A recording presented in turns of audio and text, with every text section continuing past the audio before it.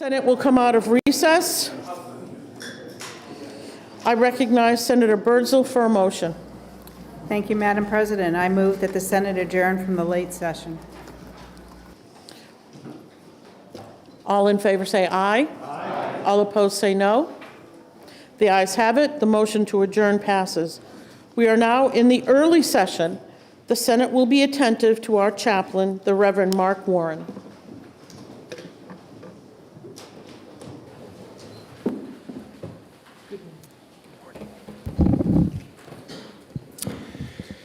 Good morning, Madam President. Good morning, senators, guests, and staff. Let's pray. Almighty God, we lift up these members of the Senate, staff, and our Senate clerk today and their families. We thank you for their willingness to serve the people of New Hampshire and for the time, energy, and dedication that they give. Bless their homes with peace, their work with purpose, and their hearts with wisdom. May they lead with integrity and compassion, always mindful of the people, municipalities, schools, and businesses that depend on their decisions. Strengthen them in times of challenge and encourage them in times of doubt. May their service honor you and bless this great state. In your holy name we pray.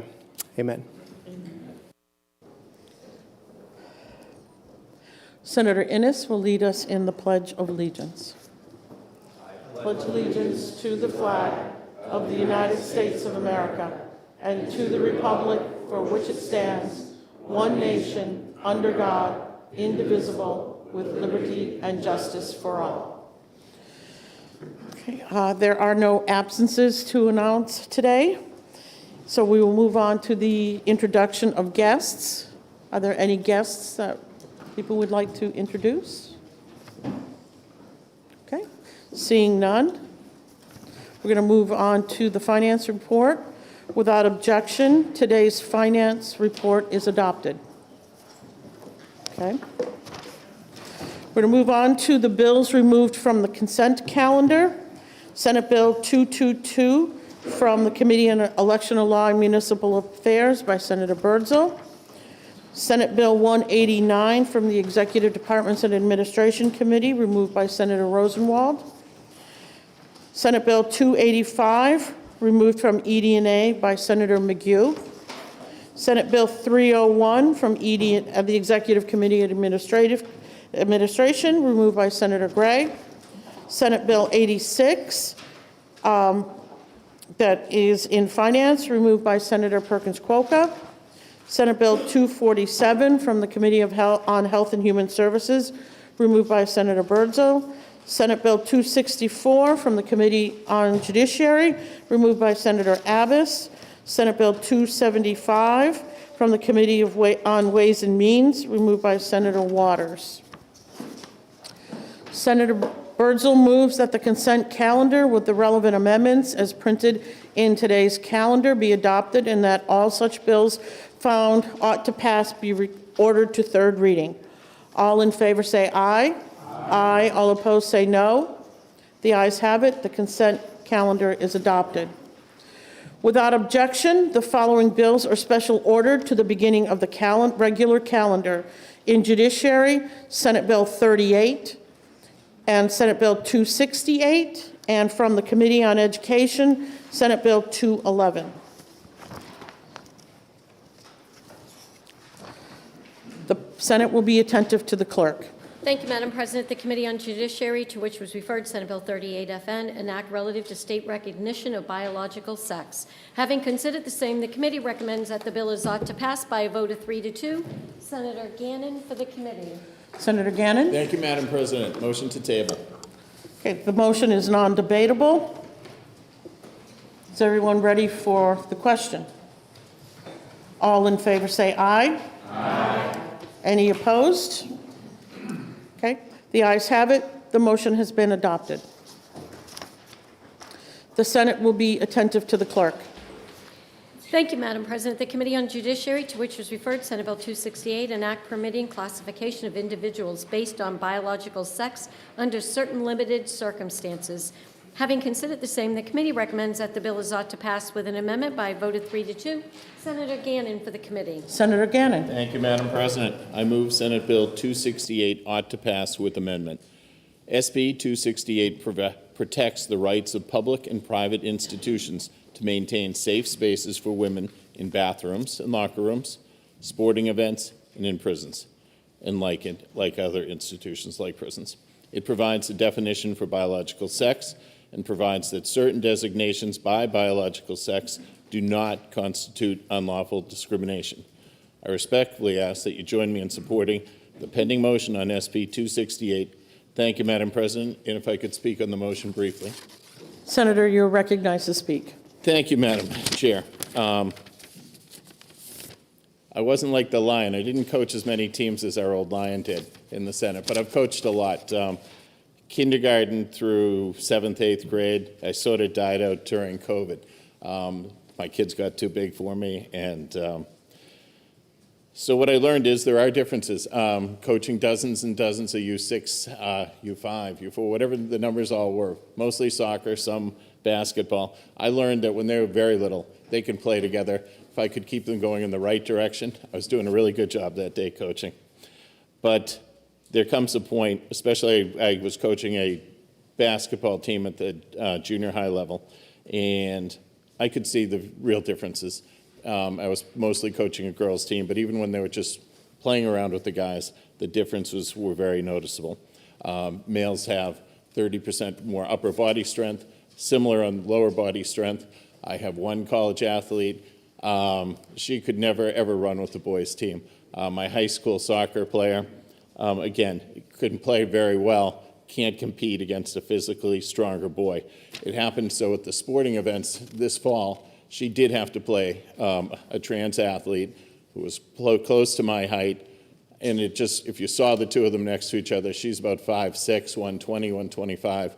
He was certainly close to 6'1", 185, and it just wasn't fair. It just doesn't make any common sense to put a small female athlete. It's very clear in physics, a large object and a smaller object with more strength. She was going to give way. It didn't happen. She played a great game, but it is not a situation she should be put in.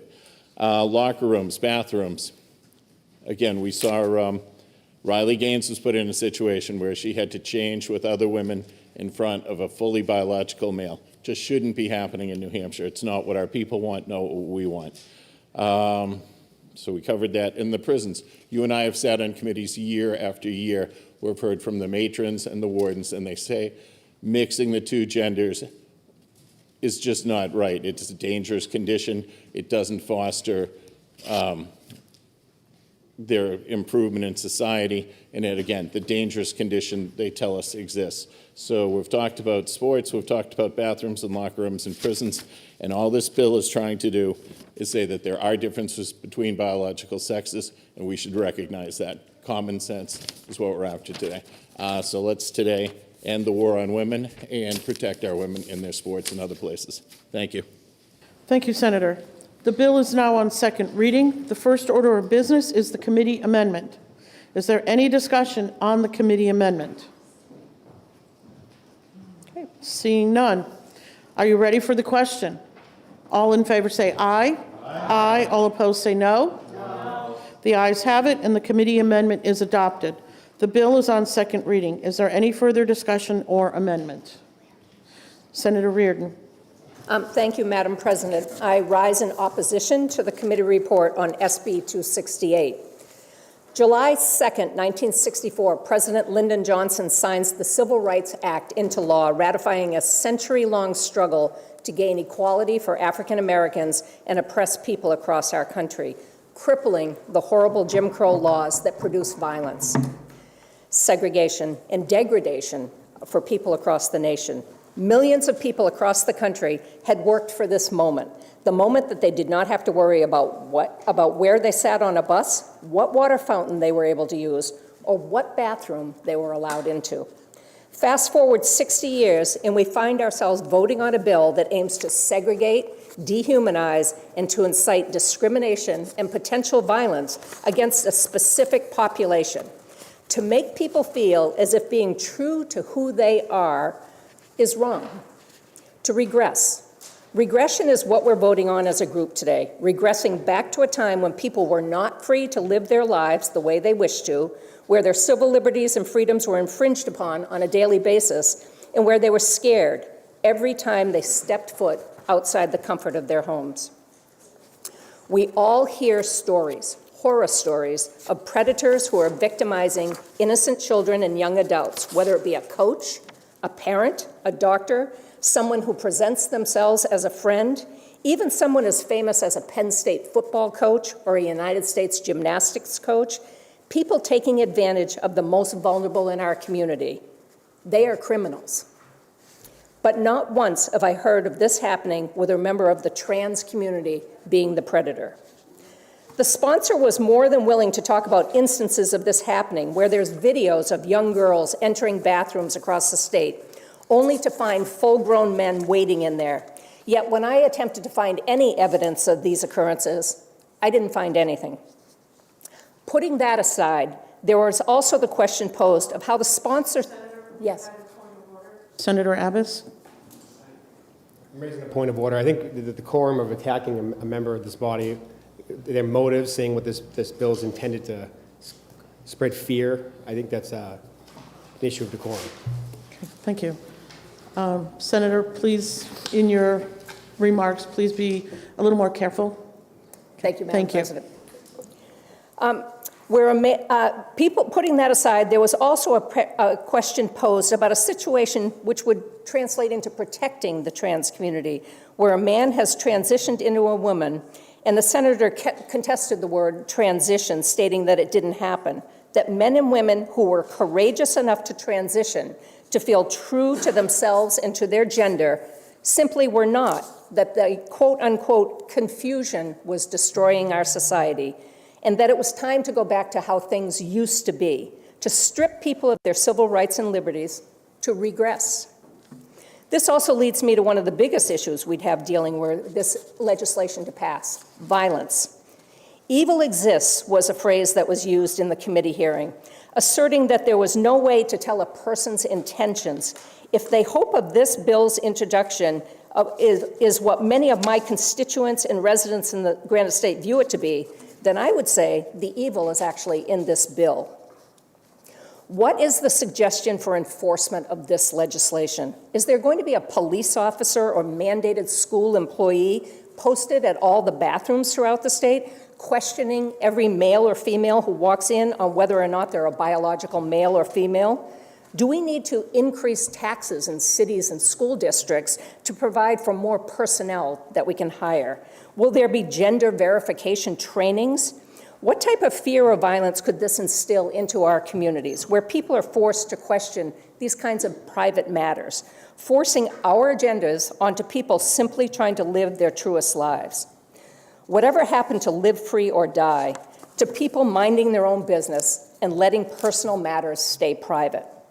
I'd pose a couple of questions in addition to my initial thoughts, under the assumption that this bill will be voted on according to the committee recommendation and passed.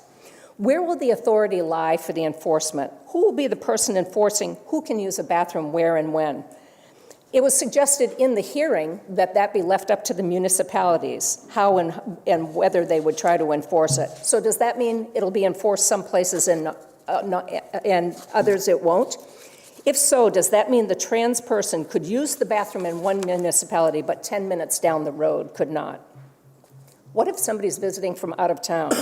How do they know where the law will be enforced? Will this transgender violence inciting targeted bill be posted on a sign that lets you know you're crossing a town line? Yes. Another point of order, Senator Abbas. And speaking of the intent of violence inciting bill, I think it's inappropriate, especially to put that intent or that on any member of this body who filed legislation in good faith. Thank you, Senator. Senator, please, once again, please don't talk about violence and inciting of violence. I do think it's counter to the legislation. Thank you. Thank you, Madam Speaker. I would also ask you to consider, what if an individual presents but identifies differently? What if there's a woman with short hair who presents with masculine features but identifies as a woman? Are we going to call into question their gender or their identity, or have someone actually check their genitalia to ensure she's telling the truth? When legislation creates this kind of segregation and regression, it sends us back to a place and time where not all people are created free and equal, and where we are no longer living in the live free or die state, but rather living in the live free if you conform to what a handful of legislatures in Concord believe to be right according to their societal views or their Bible or die state.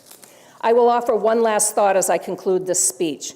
When bills like this are introduced and spoken about them in the way that they were during the introduction in committee, when you target a specific population that for all intents and purposes is being true to themselves and living their lives without causing perceived issues or safety issues for others, you're taking away their humanity. You're stripping them of their fundamental right as established in our Constitution and the aforementioned Civil Rights Act to be who they want to be, where they want to be, unencumbered by hate. And lastly, who's next? This is why we are voting, this is what we're voting on today, and why I urge my colleagues to vote down this hate-filled legislation. Thank you. Thank you, Senator. Senator Birdsall do you have a question? I do. You're The good recognized. senator from District 23. Thank you for taking my question, Senator. So we just heard talk about predators, that we are typically predators.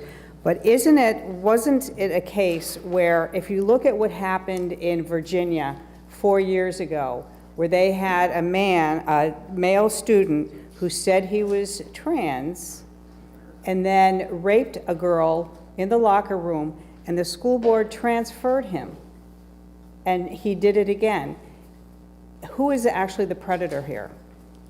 It would be that school that transferred the individual, knowing it was his mental condition and his disorder and proclivity to do sexually deviant acts. Thank you. Senator Abbas to speak.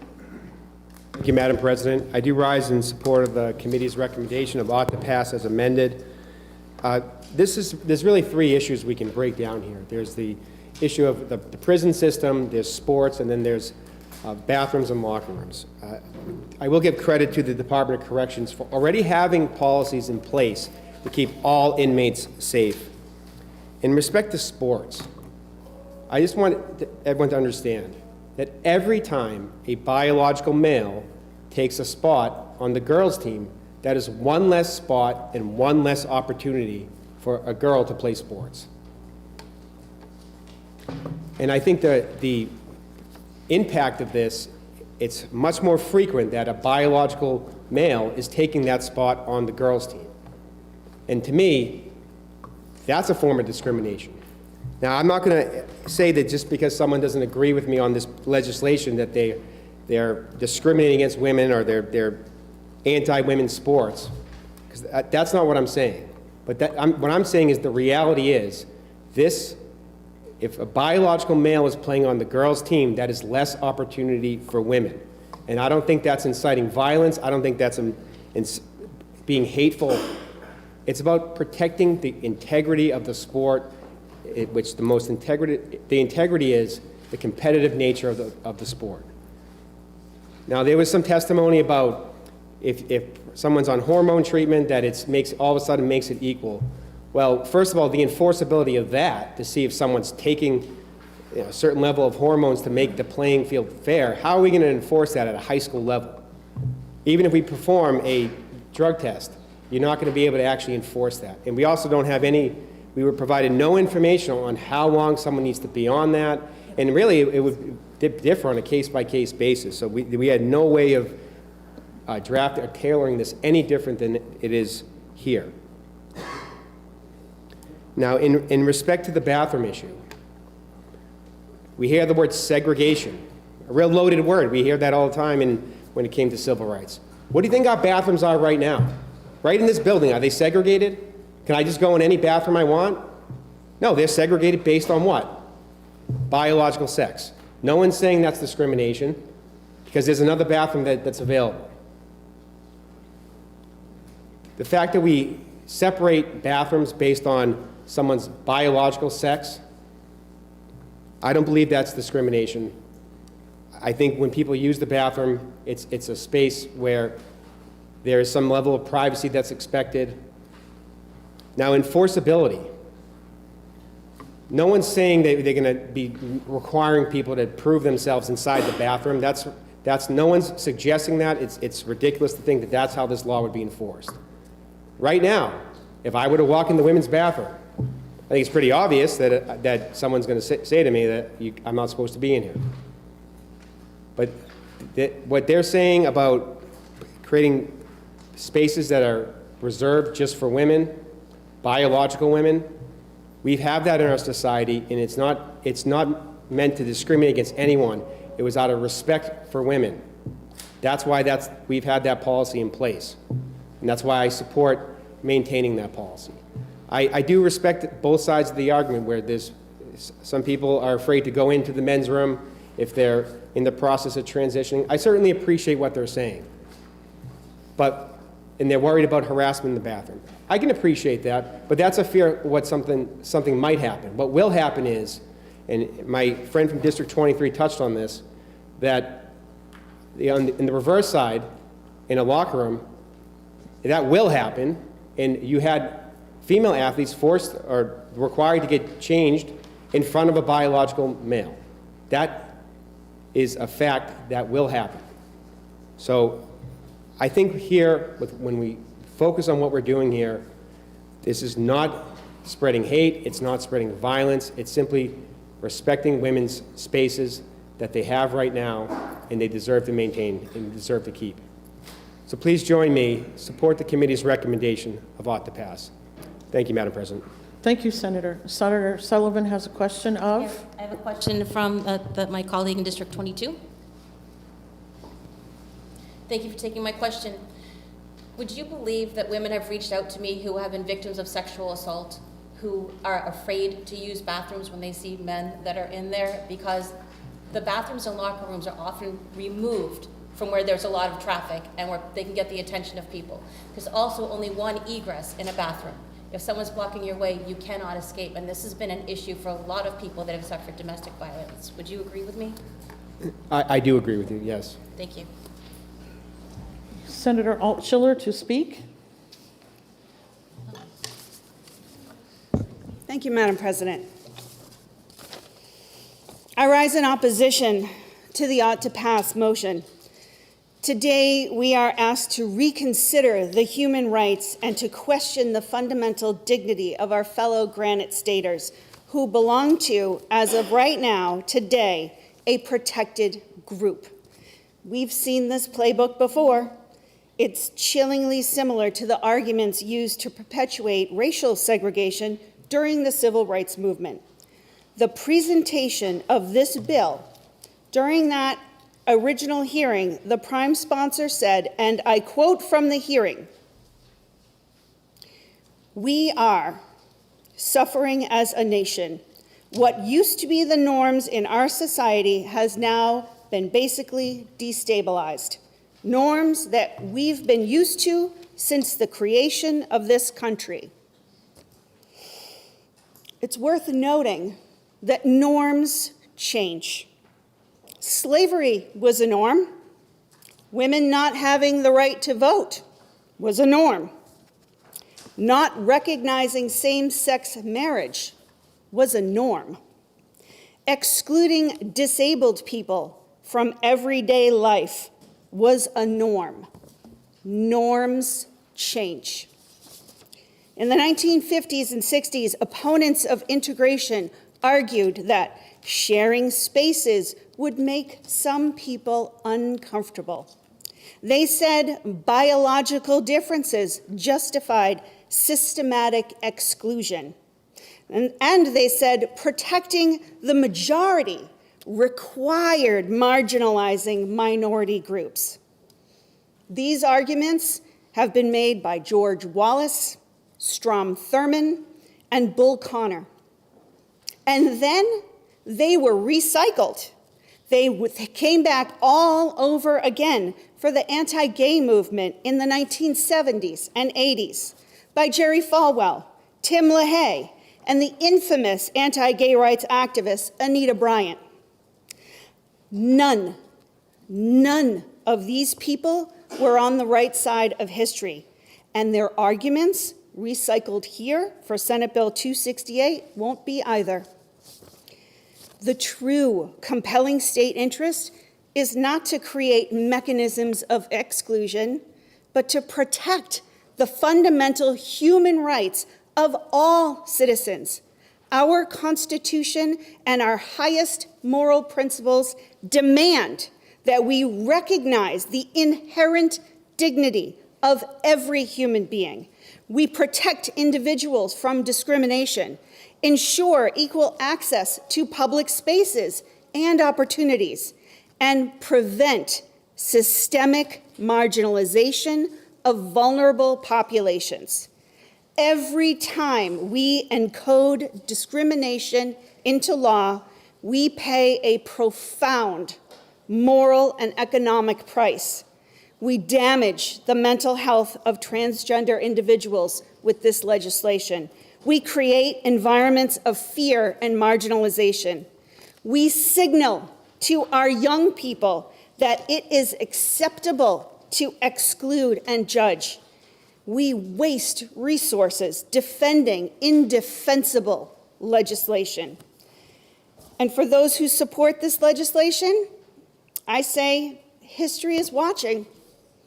The same arguments being used today will be viewed by future generations with the same moral revulsion we now view segregation laws, anti-marriage equality laws, and anti-discrimination laws. Transgender rights are human rights. Inclusion is not a compromise. Dignity is not negotiable.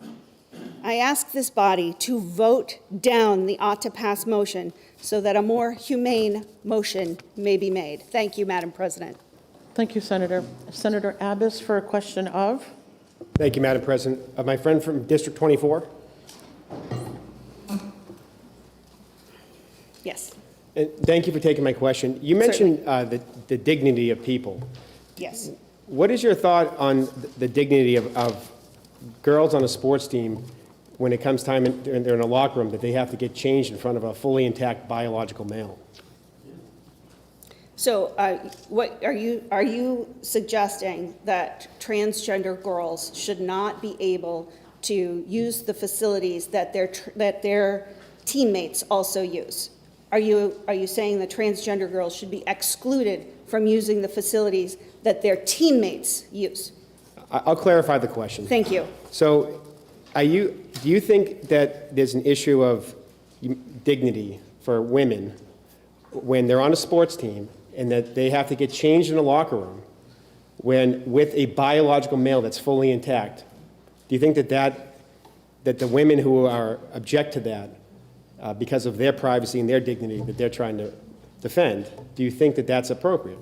So I would thank you for the question, because I think you're painting a picture that maybe I would ask that you color in the lines a little bit more so that I could understand what it is you think happens in a locker room or a gym. I was just in my middle school this past Saturday and used the facilities in the locker room because it was closest to the area where the event I was at were. And I'm not sure what you think locker rooms look like or what happens in locker rooms, but it sounds like you are painting a picture of a hypothetical that doesn't actually exist. So I'm loath to go down a hypothetical road that doesn't have any validity in real life. Ask a follow-up? So let's just say someone on the swim team, right? I assume that person has to get completely changed into their swimming gear. If there was a biological male on the girls' swim team and they were required to get changed in the same locker room, do you believe it's fair to say that they would get changed in front of a fully intact biological male? And if that were to happen, and there are girls' swim teams throughout this state, would that, do you think that that is respecting the dignity of women? That's the question I'm asking. Okay, It's not a hypothetical. Well, I mean, you are creating a hypothetical situation, but I'll give you an actual. So, I mean, a lot of people like to invoke their children's experience. And to be quite honest, when this, in the majority of this body, most of our children are grown and flown. There's very few of us who have children at home. My children are grown and flown right now. But when they were in high school and middle school and went to summer camp, they had transgender children on their sports teams, had transgender children travel with them on overnight field trips, in fact, had transgender children at their sleepaway summer camp. And none of the fear of, oh my God, what'll possibly happen if a transgender child uses the same facilities as a non-transgender child ever come up. Ever. I actually have lived, my children have lived experience in this arena that is over 15 years old. So this latest creation of fear that, oh my goodness, we couldn't possibly imagine having to share a facility with a transgendered person, of which there are less than 0.1% in the country, and we have 5 students that are brave enough to identify themselves as transgender athletes in this state. We are hypothesizing in a fear-based way on situations that don't exist. I promise you, this didn't happen at my children's school, didn't happen at their summer camp, didn't happen on their swim team. Because both of my kids, I spent 7 years on pool decks. It's not the issue you are hypothesizing. I think we've addressed all of the, I think we've addressed this ad nauseum. I'm not sure you answered the question, but thank you. I answered the question.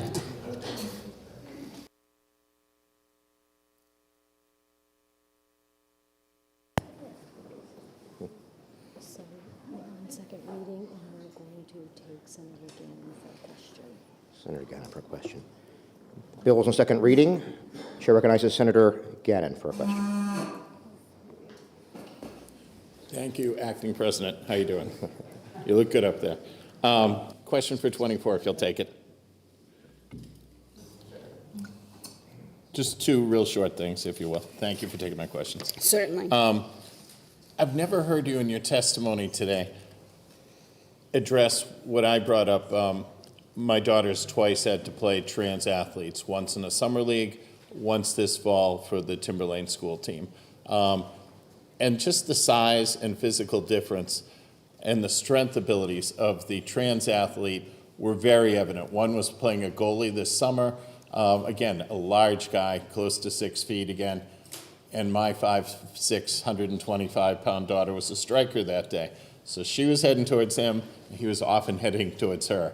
So I haven't heard you recognize why the state doesn't have a compelling interest to protect women in sports from what would normally be a larger, on average, male athlete who's bigger and stronger biologically.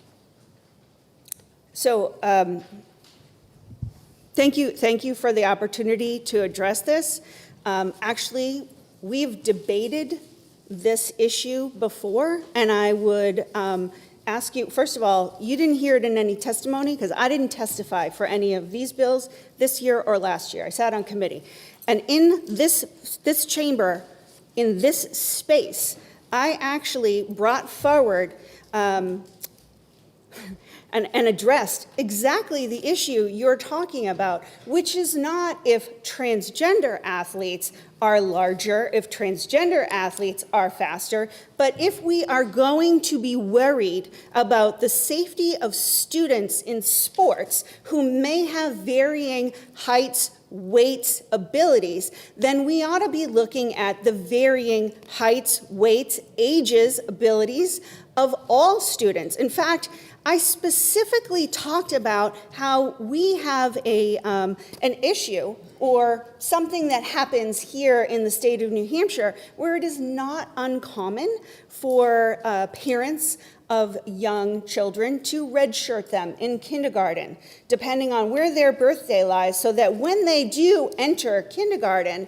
they are in a different sports category. Their child is a little bit older, a little bit more mature, physically a little bit faster, because they're about 10 to 18 months older than the peers in their age group. We're not talking about that because the issue is not, are some students bigger, stronger, faster? The issue is being thrown all on 5 transgender children in this state who are holding the mantle for the entire transgender community by hyping up the fear of some monstrous kid who might be a danger to other people, where it doesn't exist. If your problem is with the size, speed, and ability of some children versus others, and I'd implore you to look at any middle school team, because the differentiation and maturity is wild between 6th and 8th grade, then address that. It's not a transgender issue, it's a height, weight, and speed issue. Can I have a follow-up with Certainly. something you were talking about with Senator the Abbas? chair's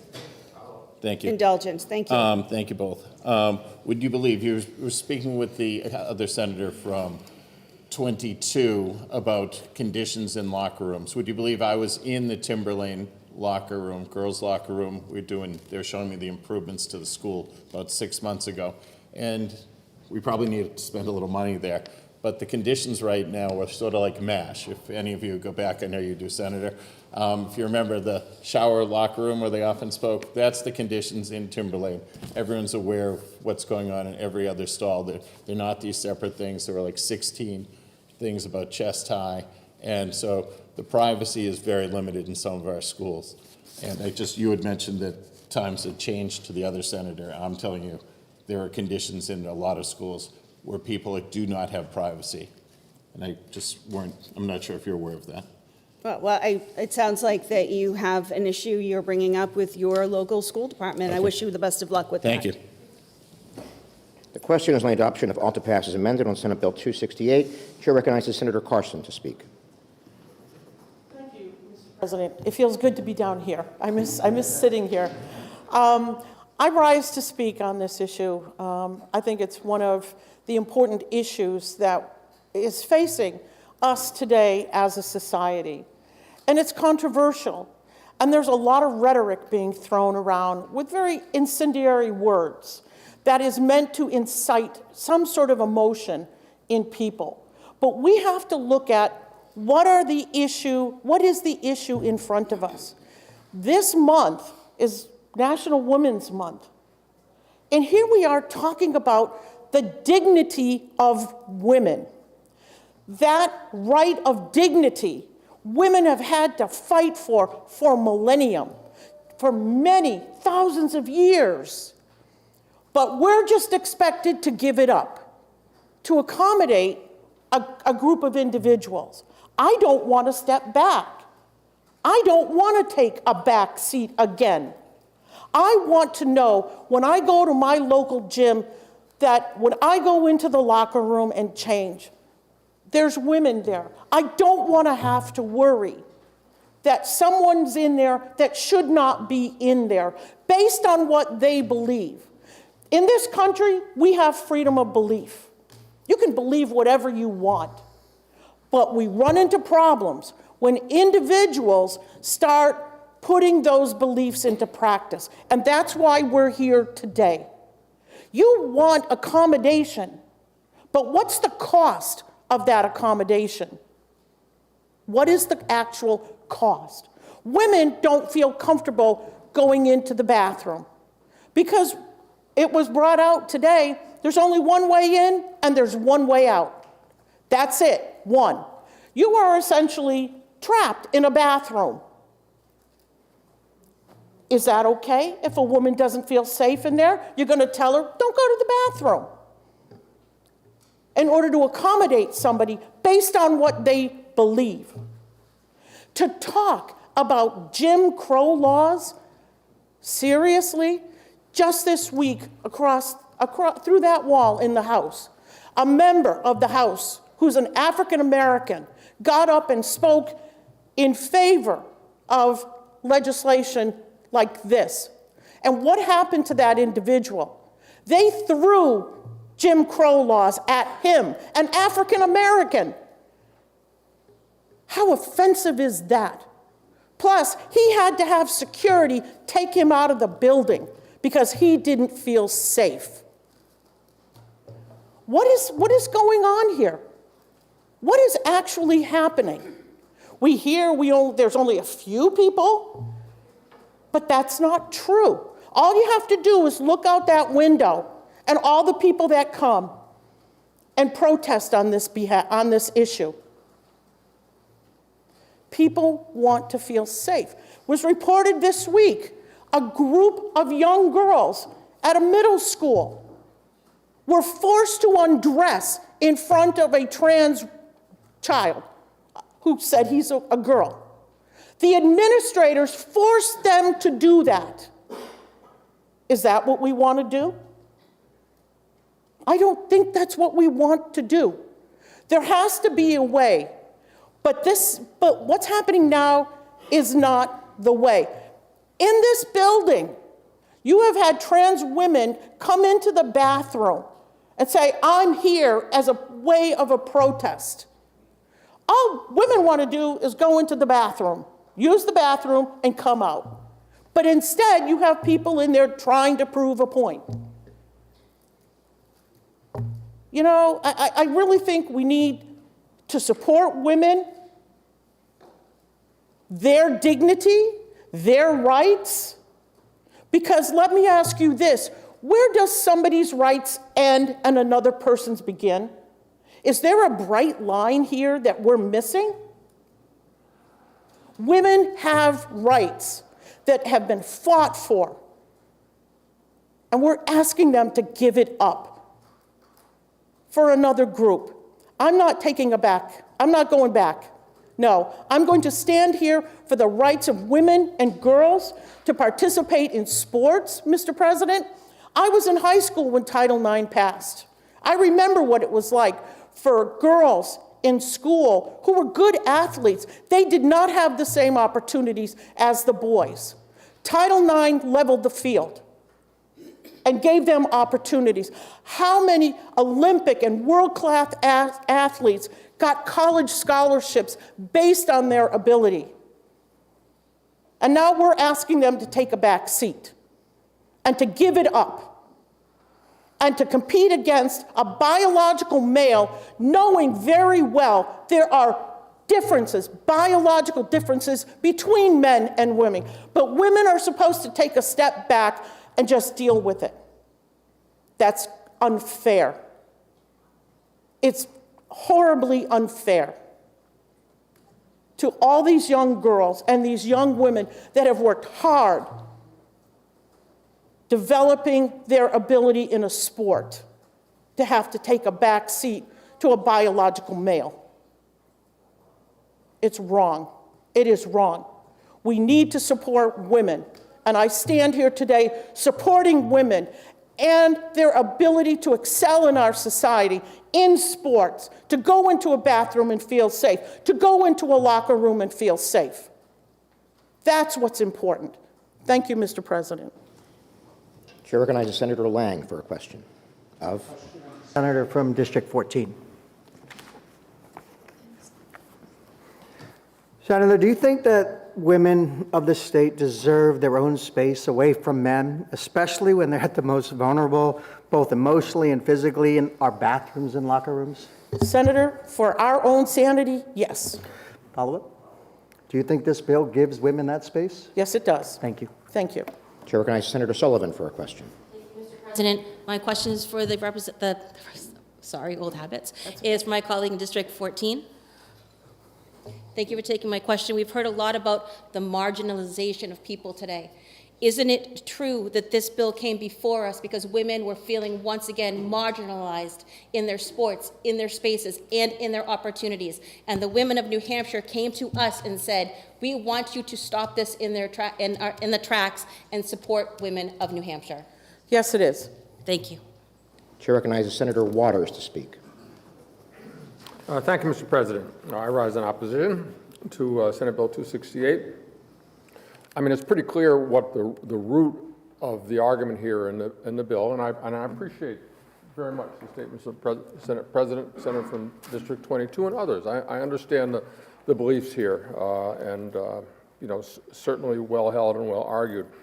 But it is in Section 2 where that I want to speak to this phrase, biological sex shall mean the male and female biological sexes. I mean, that's what the debate hangs on, that we can actually define that. And it is difficult to have the assumption that we really can define it. I mean, the scientists will say, okay, when we look at gender or sex, there are really three components to it.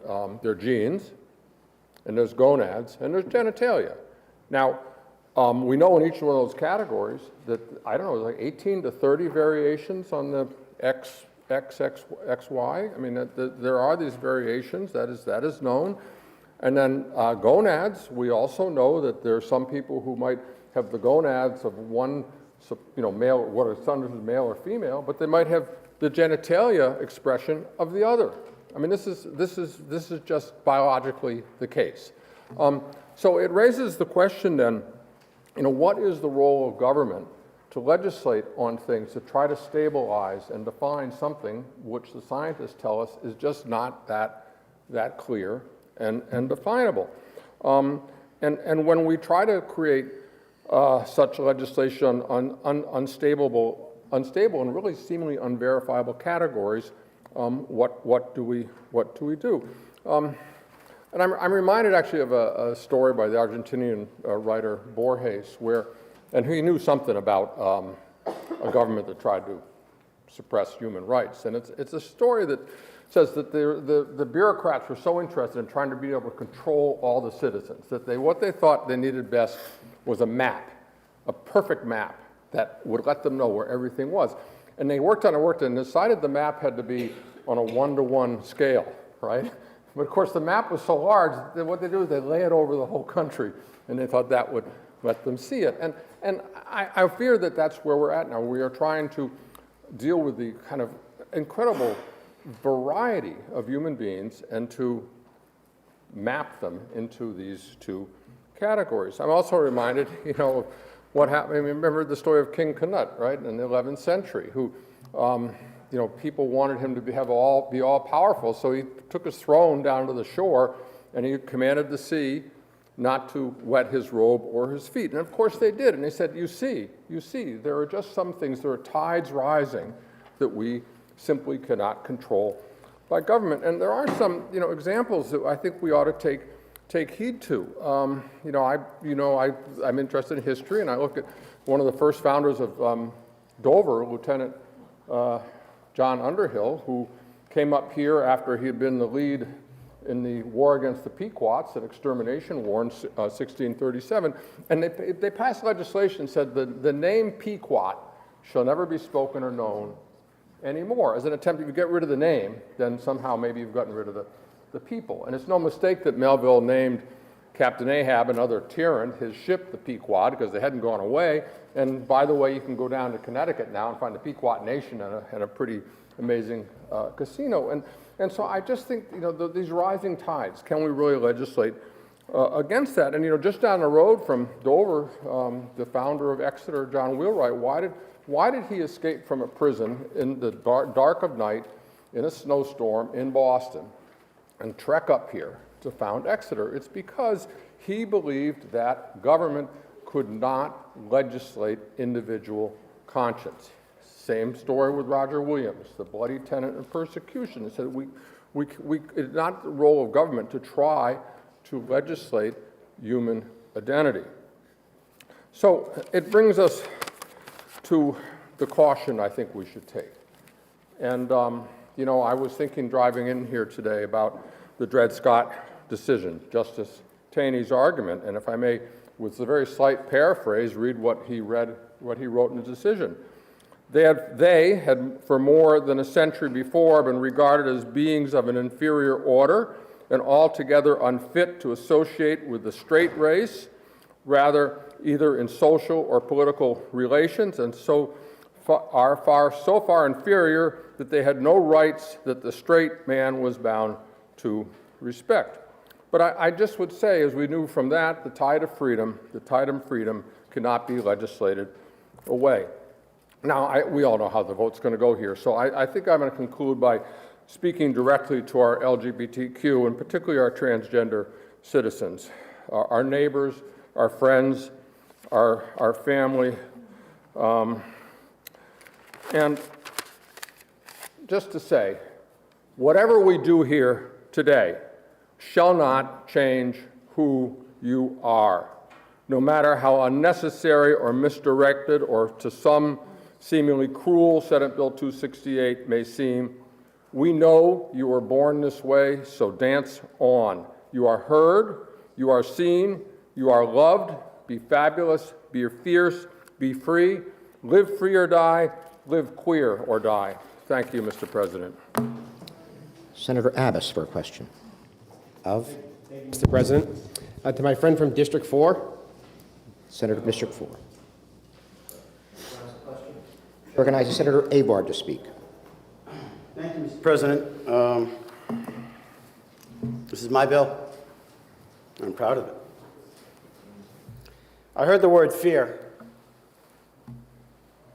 And fear has torment.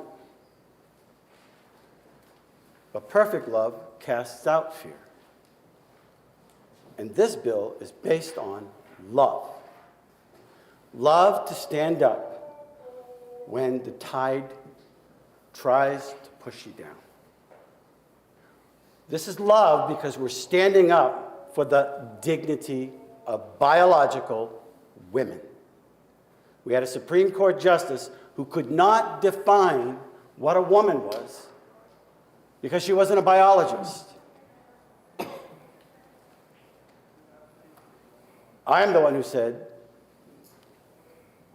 that this is causing confusion in our country.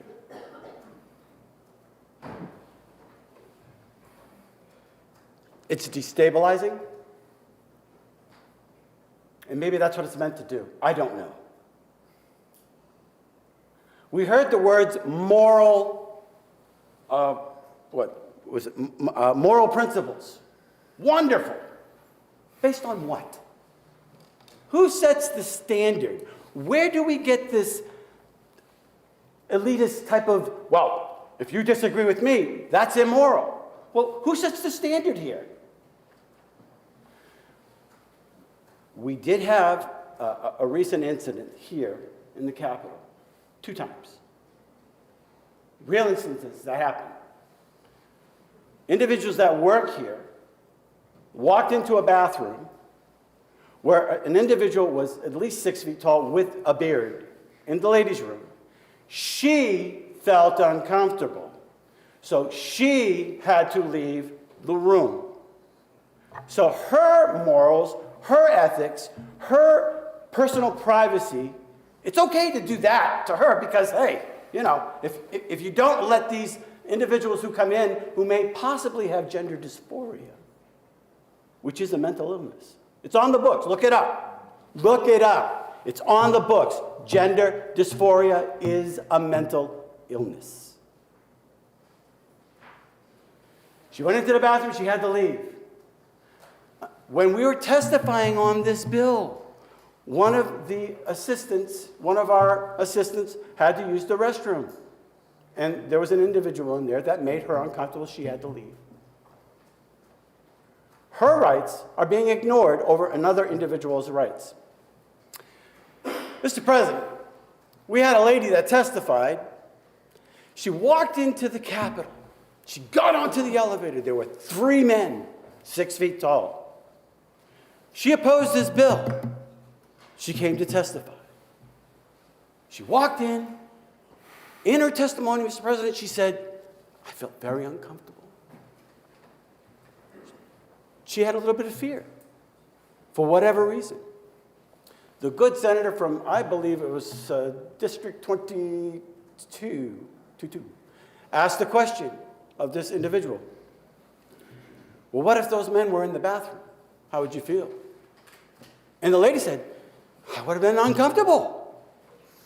So the follow-up question is, well, what if they were in a dress and had sprinkles on her face? Would that make you feel much better? Have we lost our minds?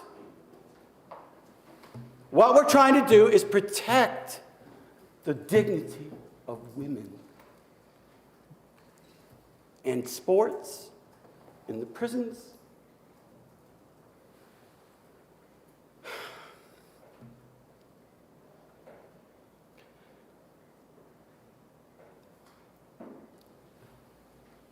There was an incident 3 weeks ago in Massachusetts where an individual who was an illegal alien, who was a trans, was let go because the administration didn't want ICE to take this person.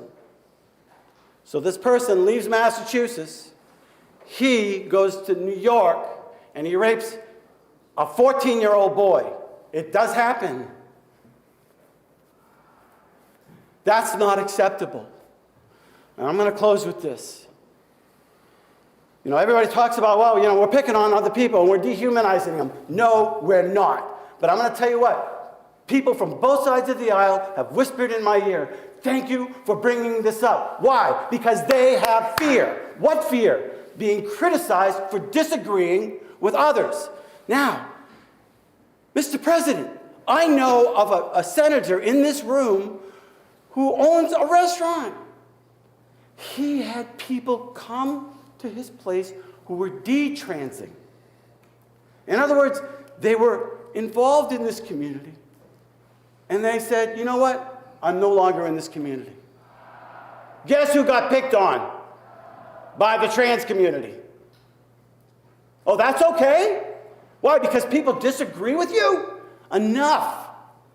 We're putting in this bill to protect individuals. We're not targeting anybody. You want to dress any way you want, that's your business.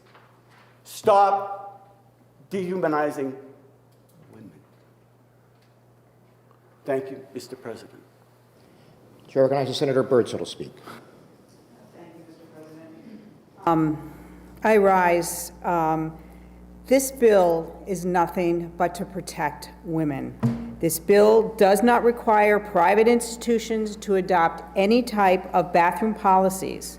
It simply says that there is no right to sue when an institution decides to keep a safe space for women. And I agree with the senator from District 14. This is about women, and we have fought for years to protect women. And this bill does that. We have seen numerous examples of biological men assaulting women and girls in bathrooms and specifically in prisons. And we don't want that happening here in New Hampshire. I know as an 8th grader going from a private school to a public school in 9th grade, my first time taking phys ed, I had to change in front of women, girls. I was very uncomfortable. I cannot imagine an 8th or a 9th grader today having to change in front of girls and potentially men. So I feel badly for them. And let me just follow up with, you say it doesn't happen. It does. A 6-foot convicted child molester allegedly stalked and threatened his female cellmate in Washington State. Illinois, female prisoners filed suit after being housed with a biological male who had already strangled a cellmate to death in the prison. In New Jersey, a former inmate is suing the state, claiming to have been sexually assaulted 3 times by a biological male in the prison. Again, we are trying to prevent this from happening in New Hampshire, and we're trying to protect women because we have fought for years to do so. Thank you, Mr. President. The question is on the adoption of OTPA as amended on Senate Bill 268. Question is moved by Senator Birdsall. Are you? Roll call requested by Senator Altshuler, seconded by Senator Avard. The clerk will call the roll. Senator Rochefort. Yes. Senator Lang. Yes. Senator McConkey. Yes.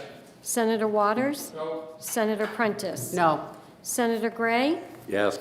Senator Innes. Yes. Senator Ward. Yes. Senator Rishardi. Yes. Senator Fenton. No.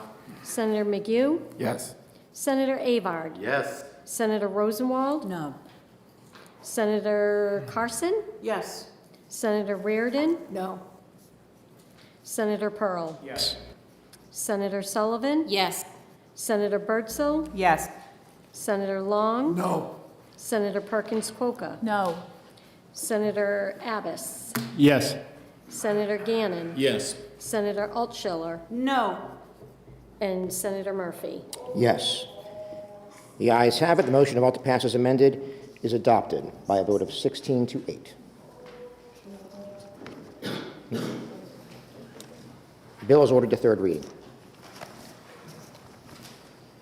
Good job. It was an honor.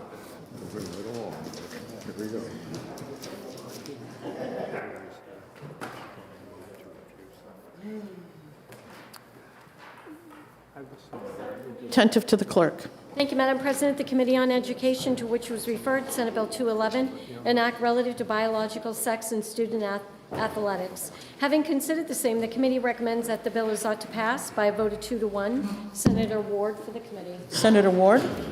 Thank you, Madam President. I sort of feel like that's deja vu all over again. Senate Bill 211 establishes that school sports teams, starting with grade 6, must be designated as male, female, or co-ed based on biological sex listed on the birth certificate at or near the time of birth. The bill ensures that female designated teams are reserved for biological females, prohibits biological males from entering female locker rooms, and creates a cause of action for athletes who experience harm due to violations of these provisions.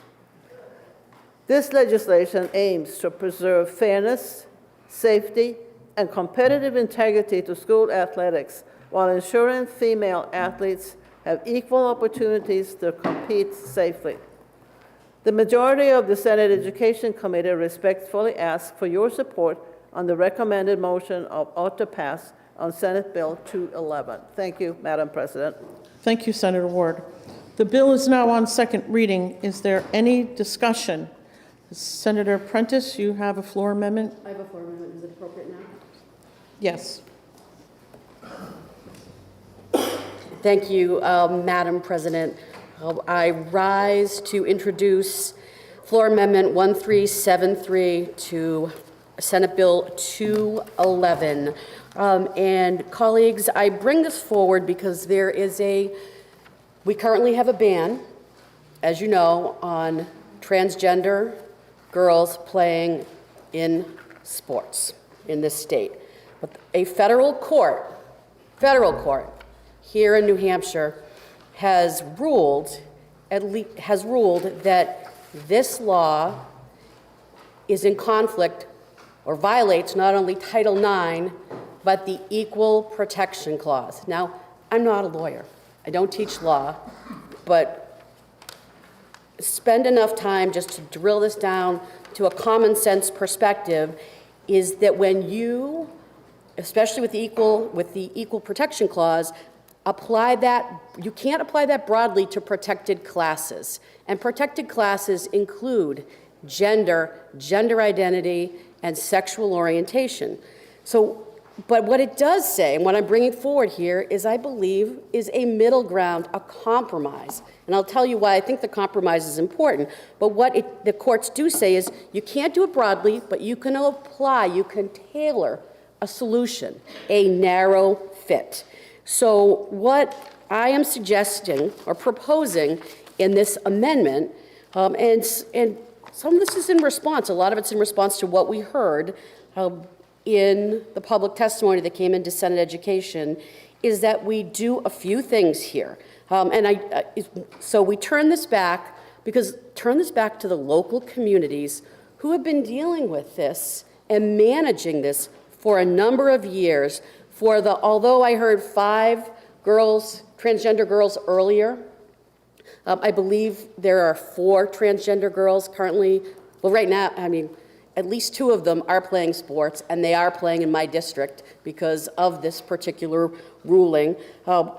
This is a small number here in New Hampshire. So what we could do is ask the locals to protect, we can't do the blanket discrimination, we can enable school districts to develop a policy that ensures that a student is not participating as a female for the sole purpose of a competitive advantage, addressing the fairness perspective that's been brought forward. The second piece of this is it gives local communities the discretion to provide an additional criteria on a factual basis, which would move us towards the safety perspective. We heard in committee that are there certain sports where if there's a concern about safety, that safety equipment, which much of this is already prescribed, could be utilized. I mean, could the schools make decisions on a factual basis in consultation with the medical community on height, weight, the use of puberty blockers in that transgender girl's process to block their transition, which brings about the traits that many are concerned about from a safety perspective. So I ask you to think about this narrow fit to deal with fairness, to deal with safety, to let our local school districts go back and do what they were doing beforehand. And actually, colleagues, that's what I'm asking you to consider today in this amendment. And as I mentioned earlier, 2 of the transgender girls that are playing high school sports are playing them in District 5, and one of which I have talked about before, which is her name is Parker Terrell. Her family is a longtime family in the town of Plymouth, and her teammates wrote to me last year. They wrote letters, they sent emails, and they ended them all by asking us to let Parker play. The Plymouth is not, I say this with all due love and respect, they didn't have a winning season, but they had a winning team because they were all together. So fairness and safety, I've tried to tailor this in a way that addresses the concerns that were brought forward by the federal court ruling about our current law, and I thank you for your consideration, Madam President and colleagues. Thank you, Senator. The question is on the adoption of Floor Amendment 1373. Are you ready for the question? All in favor of the floor amendment say aye. Aye. All opposed say no. No. No. The noes have it. The floor amendment fails. The bill is still on second reading and open for further discussion and amendment. Seeing none, the question is on the adoption of the committee recommendation of ought to pass on Senate Bill 211. Are you ready for the question? Okay, a roll call has been requested by Senator Avard, seconded by Senator Lang. The clerk will call the roll. Senator Rochefort. Yes. Senator Lang. Yes. Senator McConkey. Yes. Senator Waters. No. Senator Prentice. No.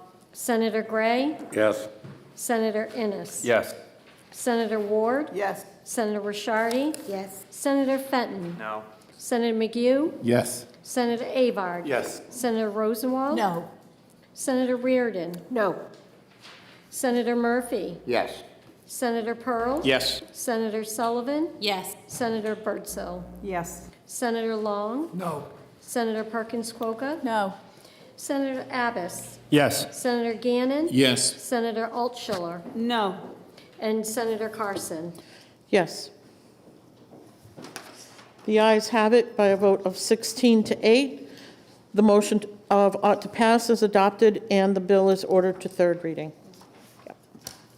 Okay, we are now finished with the special orders, and we will turn our attention to the Committee on Education. The clerk, the Senate will be attentive to the clerk. Thank you, Madam President. The Committee on Education, to which was referred Senate Bill 96, an act relative to mandatory disclosure by school district employees to parents. Senator Ward. Oops, I got to finish reading. Oh, okay, Having I'm considered sorry. the same, the committee recommends that the bill is ought to pass by a vote of 2 to 1. Senator Ward for the committee. Senator Ward. Thank you, Madam President.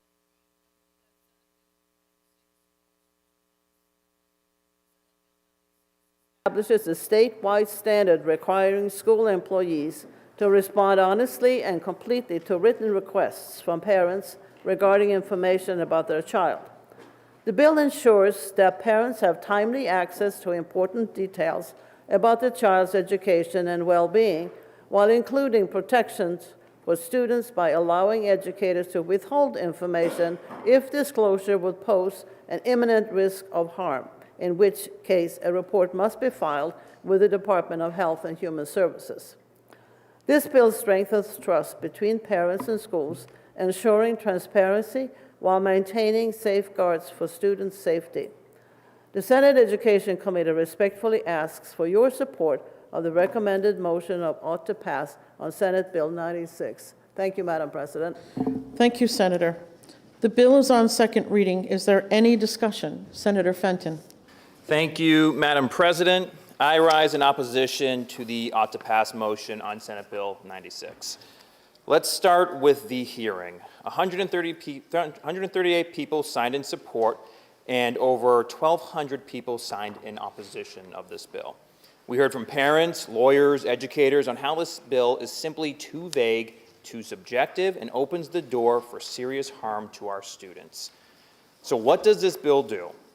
It requires that teachers respond to a parental request for material information and that they respond completely and honestly to the extent permitted by state or federal law. That's a lot to unpack. Who decides what material information is? Are you expecting teachers to keep detailed notes about everything they hear, especially 10 days later?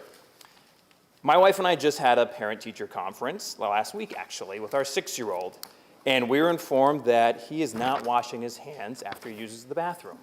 So we officially have the dirty kid at school, which is a lot of fun. But with this bill, are teachers supposed to report everything that they see or be prosecuted? As an example, if a teacher sees 2 students of the same gender holding hands, do they have to report that to the parent even if they don't know anything about the nature of the relationship between those 2 students? I just hope they're washing their hands. What about if they overhear another student talking about the student the parent is asking about? Do they have to report to that parent? How do they know what is true and what is complete and honest? Not to mention that teachers now need to have a deep knowledge of potential state and federal laws and balance them against the information parents requested. There are too many unanswered questions here. This puts teachers in an impossible position and burdens their already high workload. Now let's talk about this completely and honestly standard. During the Senate hearing just last year on this exact same bill, the Department of Education testified that the honestly and completely standard was subjective and would be too difficult to enforce. So why are we doing this again?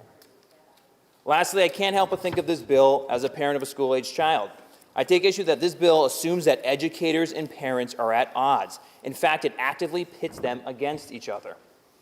In committee, a parent testified about their child coming out to her. She said that moment belonged to her, and if someone at her school had taken that decision away from her child, the parent said she would have been devastated, and I agree. These bills are not serving parents. This bill is not ready for prime time, just like it wasn't last year. They are disrupting parent-student relationships, teacher-parent relationships, and student relationships. I urge my colleagues to vote against the ought to pass motion on Senate Bill 96. Thank you, Madam President. Thank you, Senator. The question is on the adoption of the committee recommendation of ought to pass on Senate Bill 96. Senator Abbas to speak. Thank you, Madam President. I rise in support of the committee's recommendation of ought to pass. And just to clarify here, this is not requiring teachers and educators to disclose everything. this only comes up if the parents make a written request to the teacher or to the educational institution. That's when this would be involved, not just requiring teachers to just make every disclosure of material information every time something comes up. And I keep hearing that the term material is vague. We see that in so many different bills. That language, that's a common term that's used in legislation. But understand this. I have confidence in our educators in this state that if a parent does in fact make a written inquiry to them, that they are able to understand what a complete response is, that they know if they're answering the question that the parents are asking. It's in writing, it's right in front of them. I think it's pretty clear that an educator is going to be able to make a complete response, and I certainly pray and I have confidence that our educators know what an honest response is. I don't think this is going to be very difficult to enforce. I don't think it's vague at all. I think it's very clear. And I think if parents are making the effort to inquire about their children's education, they deserve an honest response, and they deserve to have their question answered. That's it. That's what this bill does. It's very simple. So please join me, support the committee's recommendation of ought to pass. Thank you, Madam President. Thank you, Senator. The question is on the adoption of the committee recommendation of ought to pass on Senate Bill 96.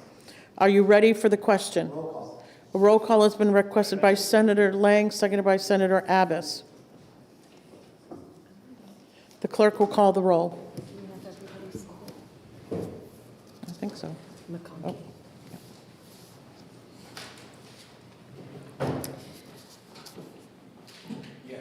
Senator Rochefort. Didn't hear you. Yes. Yes. Okay. Senator Lang. Yes. Senator McConkey. Yes. Senator Waters. Nope. Senator Prentice. No. Senator Gray. Yes. Senator Innes. Yes. Senator Ward. Yes. Senator Rishardi. Yes. Senator Fenton. No. Senator McHugh. Yes. Senator Avard. Yes. Senator Rosenwald. No. Senator Reardon. No. Senator Murphy. Yes. Senator Pearl. Yes. Senator Sullivan. Yes. Senator Birdsell. Yes. Senator Long. No. Senator Perkins Quokka. No. Senator Abbas. Yes. Senator Gannon. Yes. Senator Altschiller. No. And Senator Carson. Yes. Okay. The ayes have it. 16 to 8. The motion of ought to pass is adopted, and the bill is ordered to the third reading.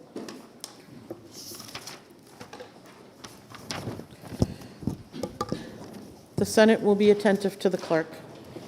Thank you, Madam President. The Committee on Election Law and Municipal Affairs, to which is referred Senate Bill 287, an act requiring applicants for the absentee ballots to present a copy of their photo identification with their application. Having considered the same, the committee recommends that the bill ought to pass by a vote of 3 to 2. Senator Rochefort for the committee. Senator Rochefort. Thank you, Madam President. I move Senate Bill 287 ought to pass. This bill gives applicants who would like their absentee ballot mailed to a location other than the address listed on their official checklist the option to either show their photo identification to the clerk prior to Election Day or have the signature on their application notarized to verify the voter's identity. This would provide a straightforward way to verify a voter's identity and prevent potential fraud while allowing flexibility for those who need to vote absentee. Opting for either of these methods would also assure both the voter and election officials that the ballot will be counted because it has already been verified. For these reasons, the Election Law and Municipal Affairs Committee asks for your support on the motion ought to pass on Senate Bill 287. Thank you, Madam President, and I request a roll call vote. Okay. Thank you, Senator Rochefort. Is there a second for the second by Senator Pearl? The bill is now on second reading. Is there any discussion? Senator Perkins Quokka. Thank you, Madam President. I rise in opposition to the motion of ought to pass on Senate Bill 287. You know, we are often in the business of discussing exactly how we should administer this election system. And once again, I just feel compelled to say, you know, we have safe and secure elections here in New Hampshire. You know, again and again, we've sort of looked at the data of how our elections are administered and have little to investigate. And so, once again, this bill is seeking to add burdens onto how we participate in our absentee voter system. It will address a small number of people, which is absentee ballots mailed to an address other than what's shown on the official checklist. So, understanding that its burden is small, it also uses a method of signature verification that's been invalidated by the courts in Cicito v. Gardner, so the end result being a little unclear for our administrators. So in the end, I think what we want to keep our eyes focused on is when our voters make the effort to participate in our democracy, which we should all want. If they go to great inconvenience to arrive at the polls, they should be able to vote. So how we make those processes work with our voter center in our mind is important. And as we continue to learn more about town meeting, I mentioned this when we were on the floor a couple weeks ago, that we knew of 47 people that had been turned away from voting on that day at that time. We now know that number has climbed to 101 people that have been turned away from voting on town meeting.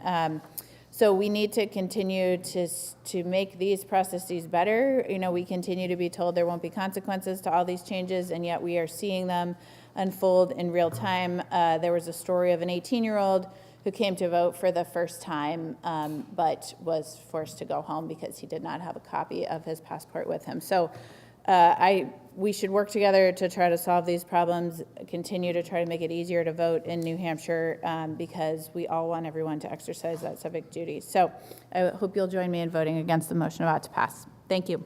Thank you, Senator. The question is on the adoption of the committee recommendation of ought to pass on Senate Bill 287. Are you ready for the question? All in favor say aye. Oh, I'm sorry, excuse me. A roll call has been requested. Sorry, I'm reading the script. Okay, by Senator Rochford and Senator Pearl.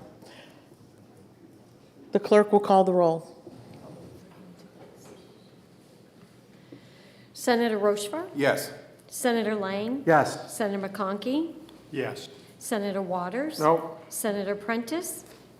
No. Senator Gray? Yes. Senator Innes? Yes. Senator Ward? Yes. Senator Ricciardi? Yes. Senator Fenton? No. Senator McHugh? Yes. Senator Abar? Yes. Senator Rosenwald? No. Senator Reardon? No. Senator Murphy? Yes. Senator Pearl? Yes. Senator Sullivan? Yes. Senator Bertzel? Yes. Senator Long? No. Senator Perkins Quokka? No. Senator Abbas? Yes. Senator Gannon? Yes. Senator Altschiller? No. And Senator Carson? Yes. The ayes have it by a vote of 16 to 8. The motion of ought to pass is adopted, and the bill is ordered to third reading.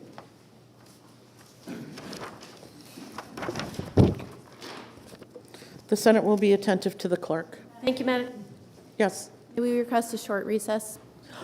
Senator, I was hoping that we could get through the next two bills and then break for lunch. We request a recess before the Okay. next two bills. Thank you. The Senate will be in recess.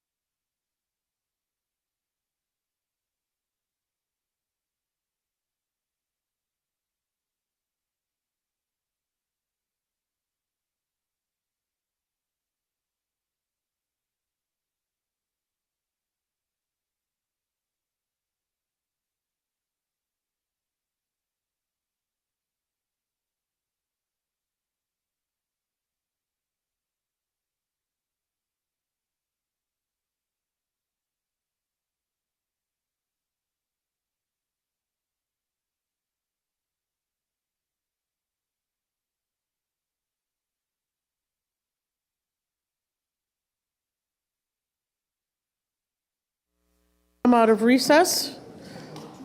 The Senate will be attentive to the clerk. Thank you, Madam President. The Committee on Executive Departments and Administration, to which was referred Senate Bill 303, an act directing the Commissioner of the Department of Education to compile a report on the effects of the dissolution of the United States Department of Education on New Hampshire and its residents. Having considered the same, the committee recommends that the bill is inexpedient to legislate by a vote of 3 to 2. Senator Pearl for the committee. I recognize Senator Pearl. Move to table. The motion to lay on the table is non-debatable. All in favor of the motion say aye. Aye. All opposed say no. Okay. Okay, didn't see that. Okay, Senator, okay, let me just say, the motion to lay on the table is non-debatable. Senator Prentice, you're recognized for a parliamentary inquiry. Thank you, Madam President. If I want to protect taxpayers from covering the costs of less federal funding, and if I know and I want to ensure that all children have an uninterrupted, high-quality education here. Yes, this is a motion to table. I think the PI that's being presented is discussing really the merits of perhaps the underlying bill. Okay. I'm saying what I know. We are debating the tabling motion, not the subject of the bill, because a motion has been made to lay the bill on the table, which is a higher motion. So I'm going to ask you, Senator, to keep your comments to the tabling motion. Point of order, Madam Chair. Yes, Senator Altschiller? Yes, Madam President, if you could add some clarification for the body. How is one to ask to support or not support a tabling motion on a particular bill without mentioning the particular bill? Thank you for the question. I believe the appropriate response would be, do you believe, as I believe, and then that this bill should not be tabled? I think is a good place to start. May I ask a Another clarification? PI? Yes. Yes. So so your instructions to the body are to phrase, if you believe how I believe that Senate Bill insert number here should not be tabled because, may we then put in the reason why we believe a bill should or should not be tabled? Yes, but in a very limited fashion where you are not discussing the points that you were going to make to try to convince the body to overturn the ITL so another motion could come forward. It's, do you believe, as I believe, this issue is important? This issue is important because of, one or two things. We don't want to get into a big, long debate because this issue is not debatable. The issue is about whether or not this bill should be tabled. That's what we're talking about. Okay, so I think we Does that help? I understand and can follow that. Okay, Thank you, Madam President. I may have started my phrasing of this not appropriately, but I will rephrase. And so do you believe, as I believe, that Senate Bill, that tabling Senate Bill 303 could potentially expose the Granite State to higher education costs because of the closing or the downsizing of the Federal Department of Education, would I vote no on the motion to table? Thank you, Senator. Thank you. Senator Altschiller, do you have a PI as well? Yes, Madam President. Thank you, Madam President.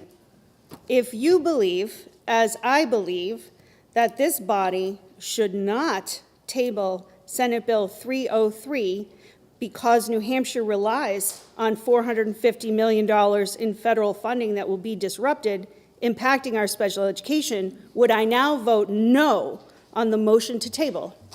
Senator. Senator Rosenwald has a PI.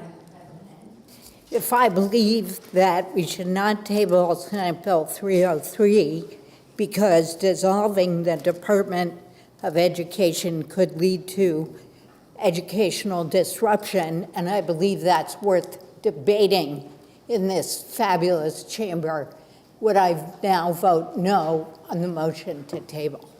Thank you, Senator. Are there any additional PIs? Senator Birdsell.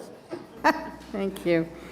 Thank you, Madam President. If you believe, as I believe, Senate Bill 303 should be tabled because the Education Commissioner has already informed the legislature the state is well prepared for any changes that may occur in Washington, would I now vote to table Senate Bill 303? Thank you, Madam. Thank you, Madam President. Senator Birdsell. Senator Perkins-Coca for a PI. Thank you, Madam President. If you believe, as I believe, that the State Department of Education's plans should be shared with this body, would you now vote no on the motion to table? Thank you. Okay, let me get back to here. The motion to lay on the table, again, is non-debatable. All of the in favor of the motion, say aye. Aye. All opposed, no? No. The ayes have it. The motion has been adopted. The Senate will be attentive to the clerk.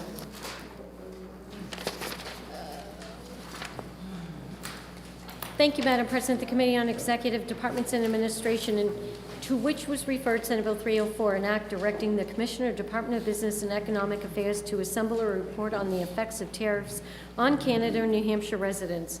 Having considered the same, the committee recommends that the bill is inexpedient to legislate by a vote of 3-2. Senator Pearl for the committee. Senator Pearl. Move to table. To lay on the table is non-debatable. Senator Perkins-Coca has a parliamentary inquiry.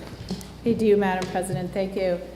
If you believe, as I believe, that this bill should not be tabled because we should debate whether this information would help our state's small businesses who came to testify, like C&J Bus Lines, like Ahead Housing, like Bensonwood, to plan amidst the chaos and confusion these tariffs are causing, would I now vote no on this motion to table? Thank you. Senator Waters for a PI. Thank you, Madam President. If you believe, as I believe, we should not table Senate Bill 304 because protecting Granite Staters from an increased cost of living should be a bipartisan effort, would I vote no on the motion to table?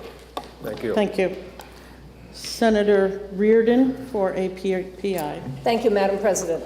If you believe, as I believe, that Senate Bill 305 should not be laid on the table because New Hampshire imports $2 billion worth of annual goods, including oil, natural gas, wood, and groceries, and I know that tariffs will raise the cost of these goods for Granite Staters, would I now vote no on the motion to table? Okay. Are there any additional PIs? Senator Birdsell. Thank you, Madam President. If you believe, as I believe, that Senate Bill 304 should be tabled, that the New Hampshire Canadian Trade Council meets regularly to consider questions such as these, so would I now vote to table Senate Bill 304? Thank you, Madam President. The motion to lay on the table is non-debatable.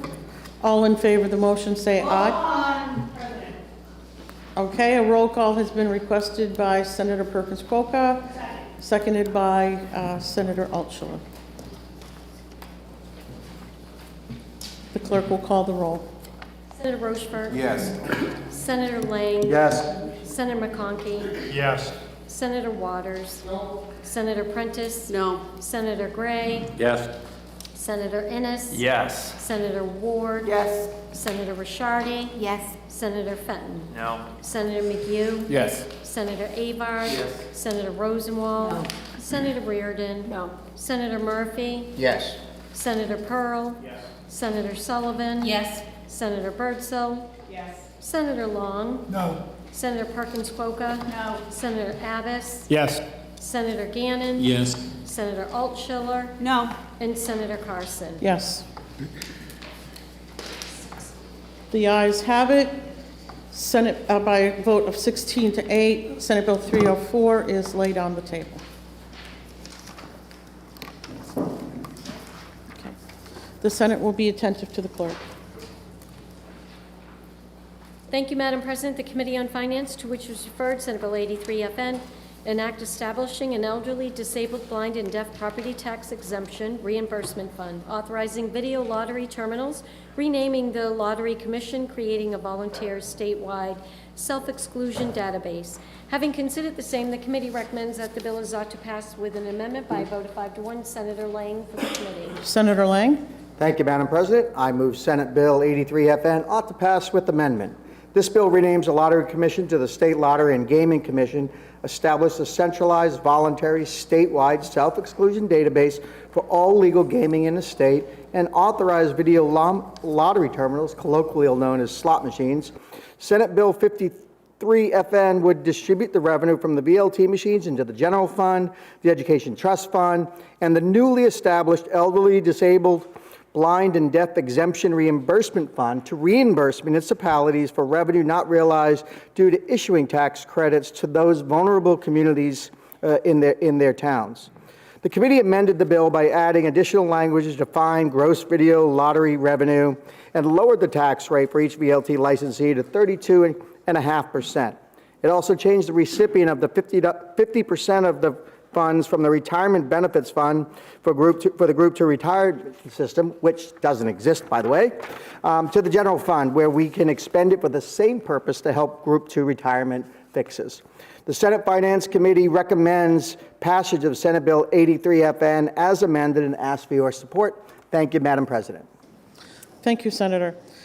The bill is now on second reading. The first order of business is the committee amendment. Is there any discussion on the committee amendment? Seeing none, the question is on the adoption of the committee amendment. Are you ready for the question? All in favor say aye. Aye. All opposed say no. The ayes have it, and the committee amendment is adopted. The bill is on second reading. Is there any further discussion or amendment? I recognize Senator Waters for a floor amendment.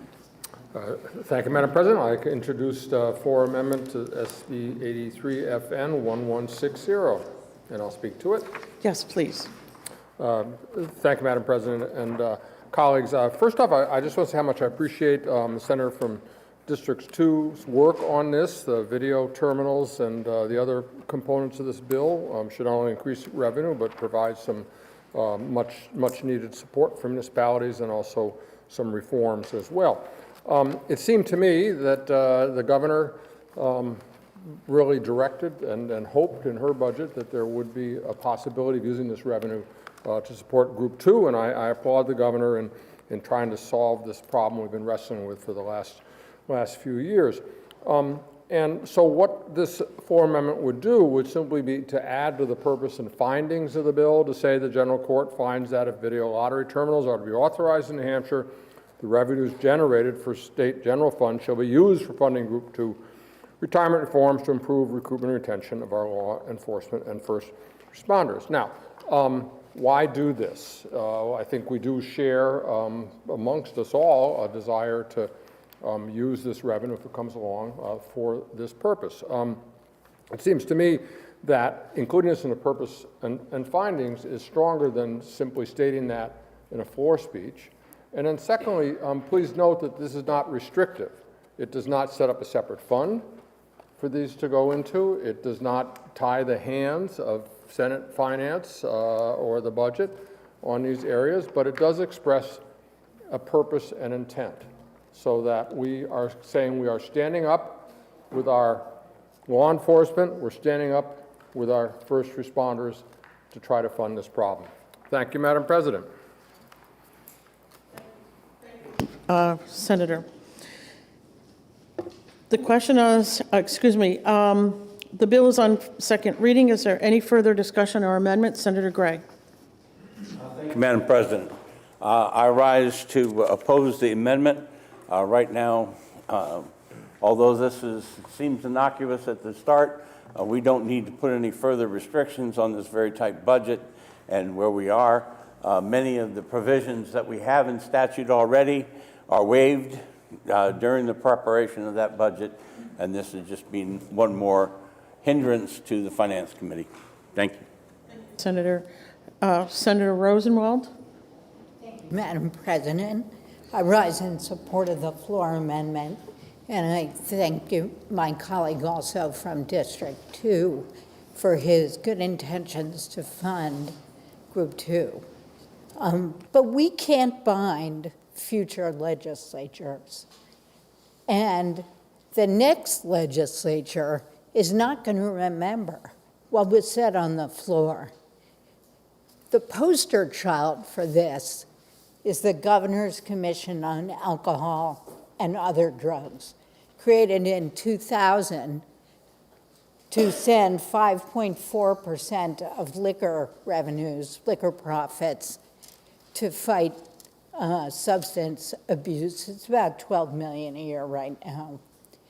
This program was funded for 1 year and then suspended by succeeding legislatures for 20 years until 2 budgets ago, when we finally got our political courage back and said, we've got a substance use problem in the state. We need to address it.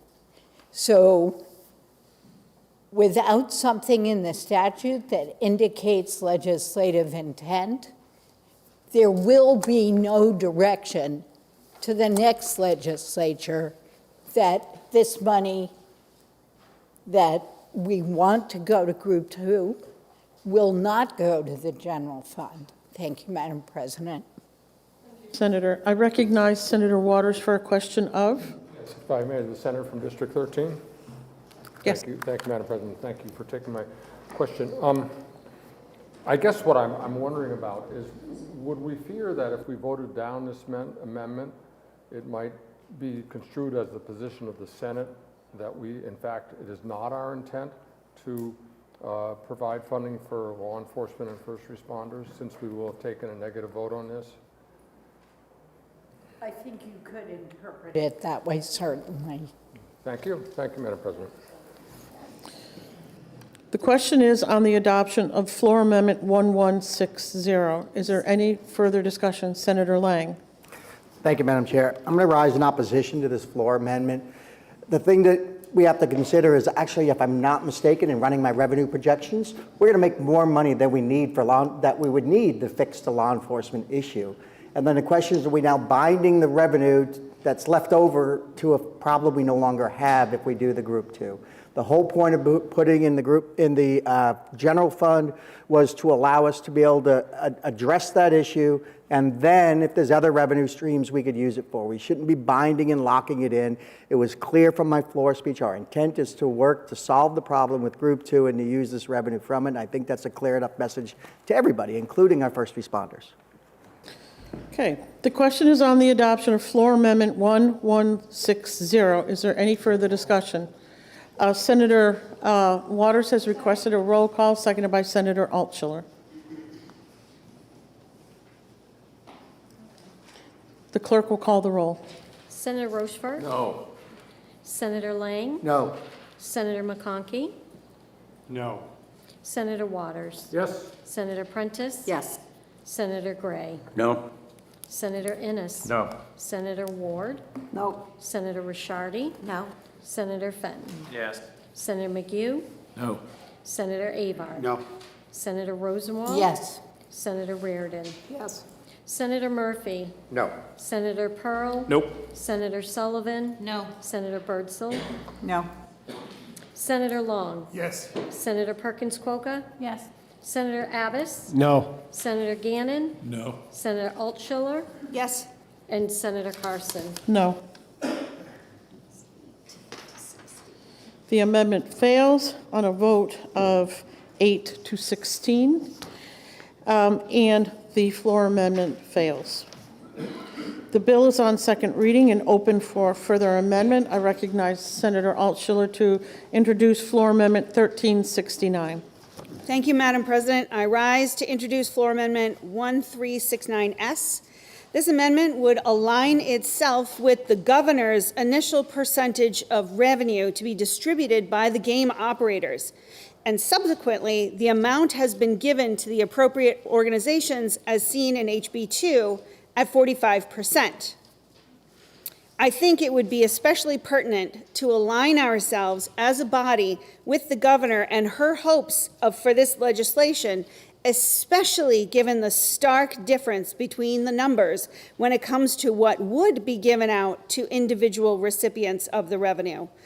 Under the current proposed rate of 32.5%, charities would receive an estimated $53.5 million in revenue, while under this proposed amendments rate, they would receive $74 million, a difference of over $24 million. Under the current proposed rate, the elderly, disabled, blind, and deaf property tax exemption reimbursement fund would receive $24 million, while under the governor's proposed rate that we see in Amendment 1369S, it would receive an estimated $34 million, which is a plus of $10 million. And last, but certainly not least, under the current proposed rate, our Group 2 retirees would receive an estimated $49.7 million. However, under the rate I am proposing, they would receive nearly $69 million in revenues, a nearly $20 million difference. I find it hard to understand why we would choose to kick back more of this revenue to the game operators rather than increase revenue sharing to our coveted Group 2 retirees, the elderly, disabled, blind, and deaf property tax exemption reimbursement fund, and charities, to be cut by over $50 million in total, especially given the governor's wishes. And for these reasons, I ask for your support on this proposed amendment. Thank you, Madam President. Thank you, Senator. President. Okay. Is there a second? Seconded by Senator Birdsall. Okay. The question is on the adoption of Floor Amendment 1369. Is there any discussion on the amendment? Senator Lang. Thank you, Madam President. So I'm going to talk to a couple of the points that were spoken to on this bill.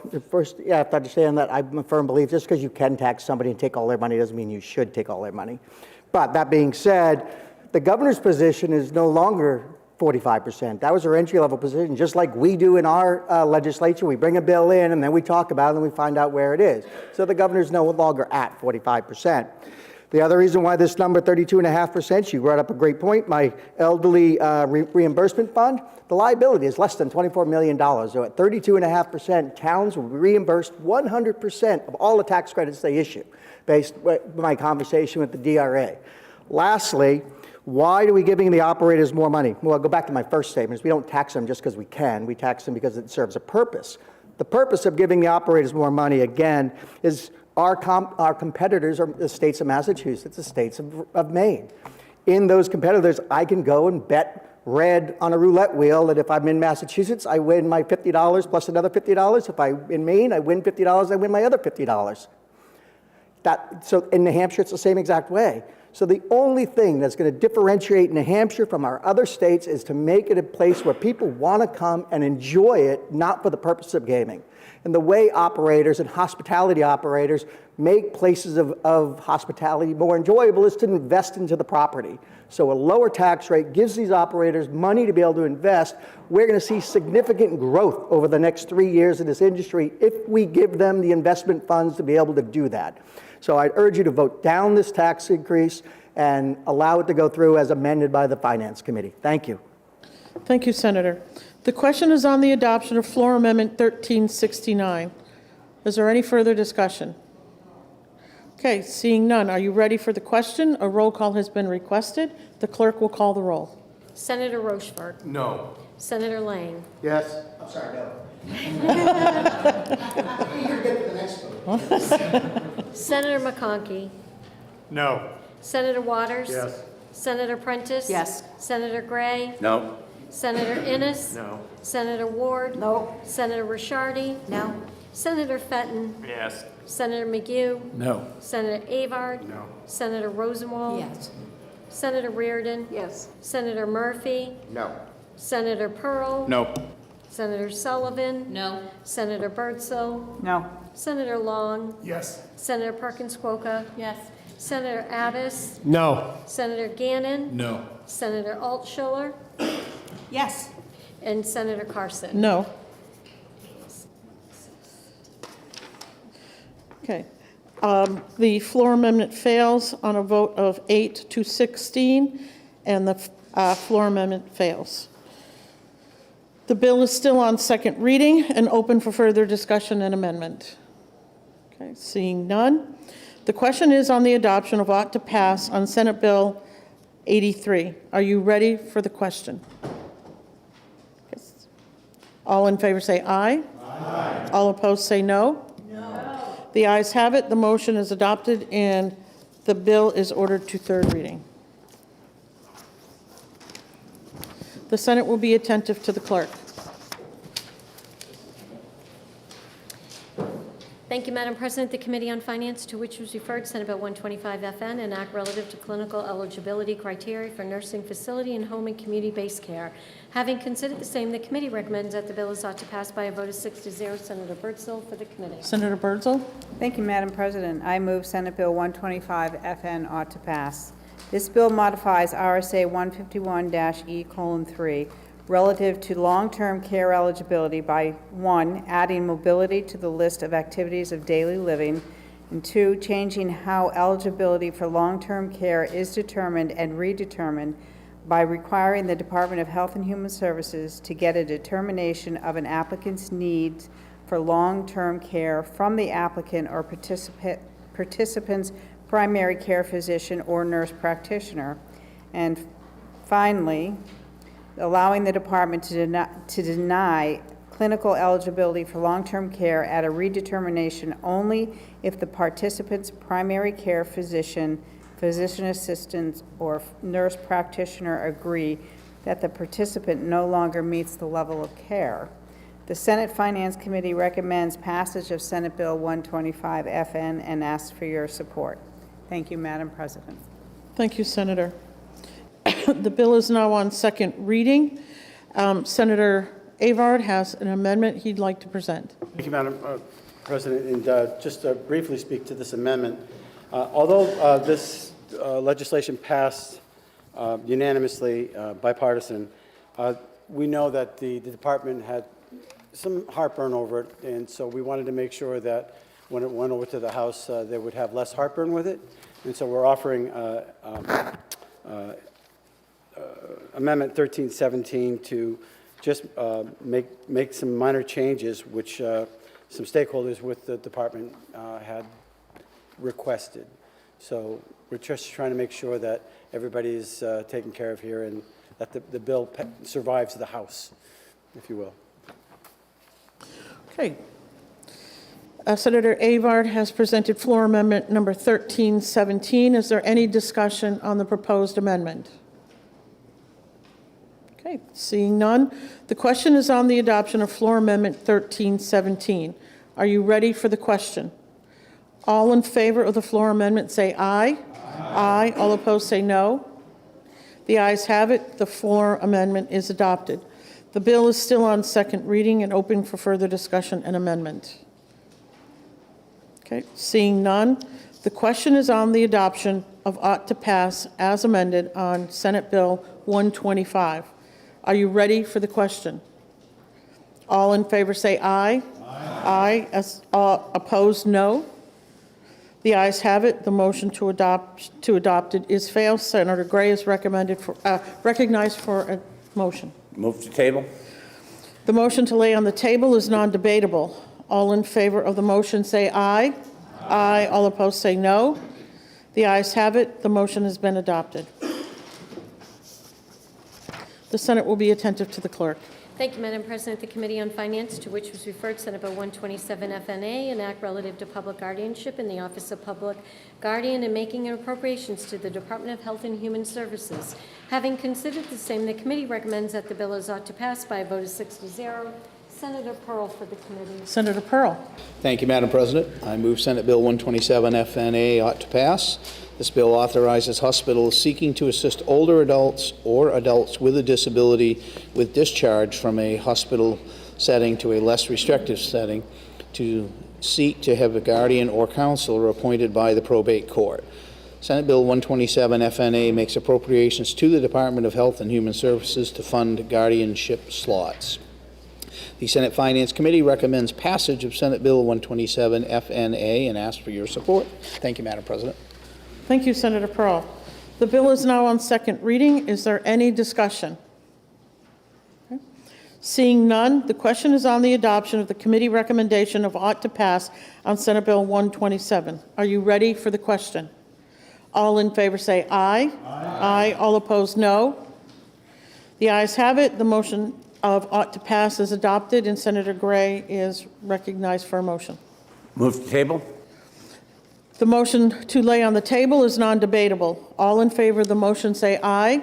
Aye. All opposed, no. The ayes have it. The motion is adopted.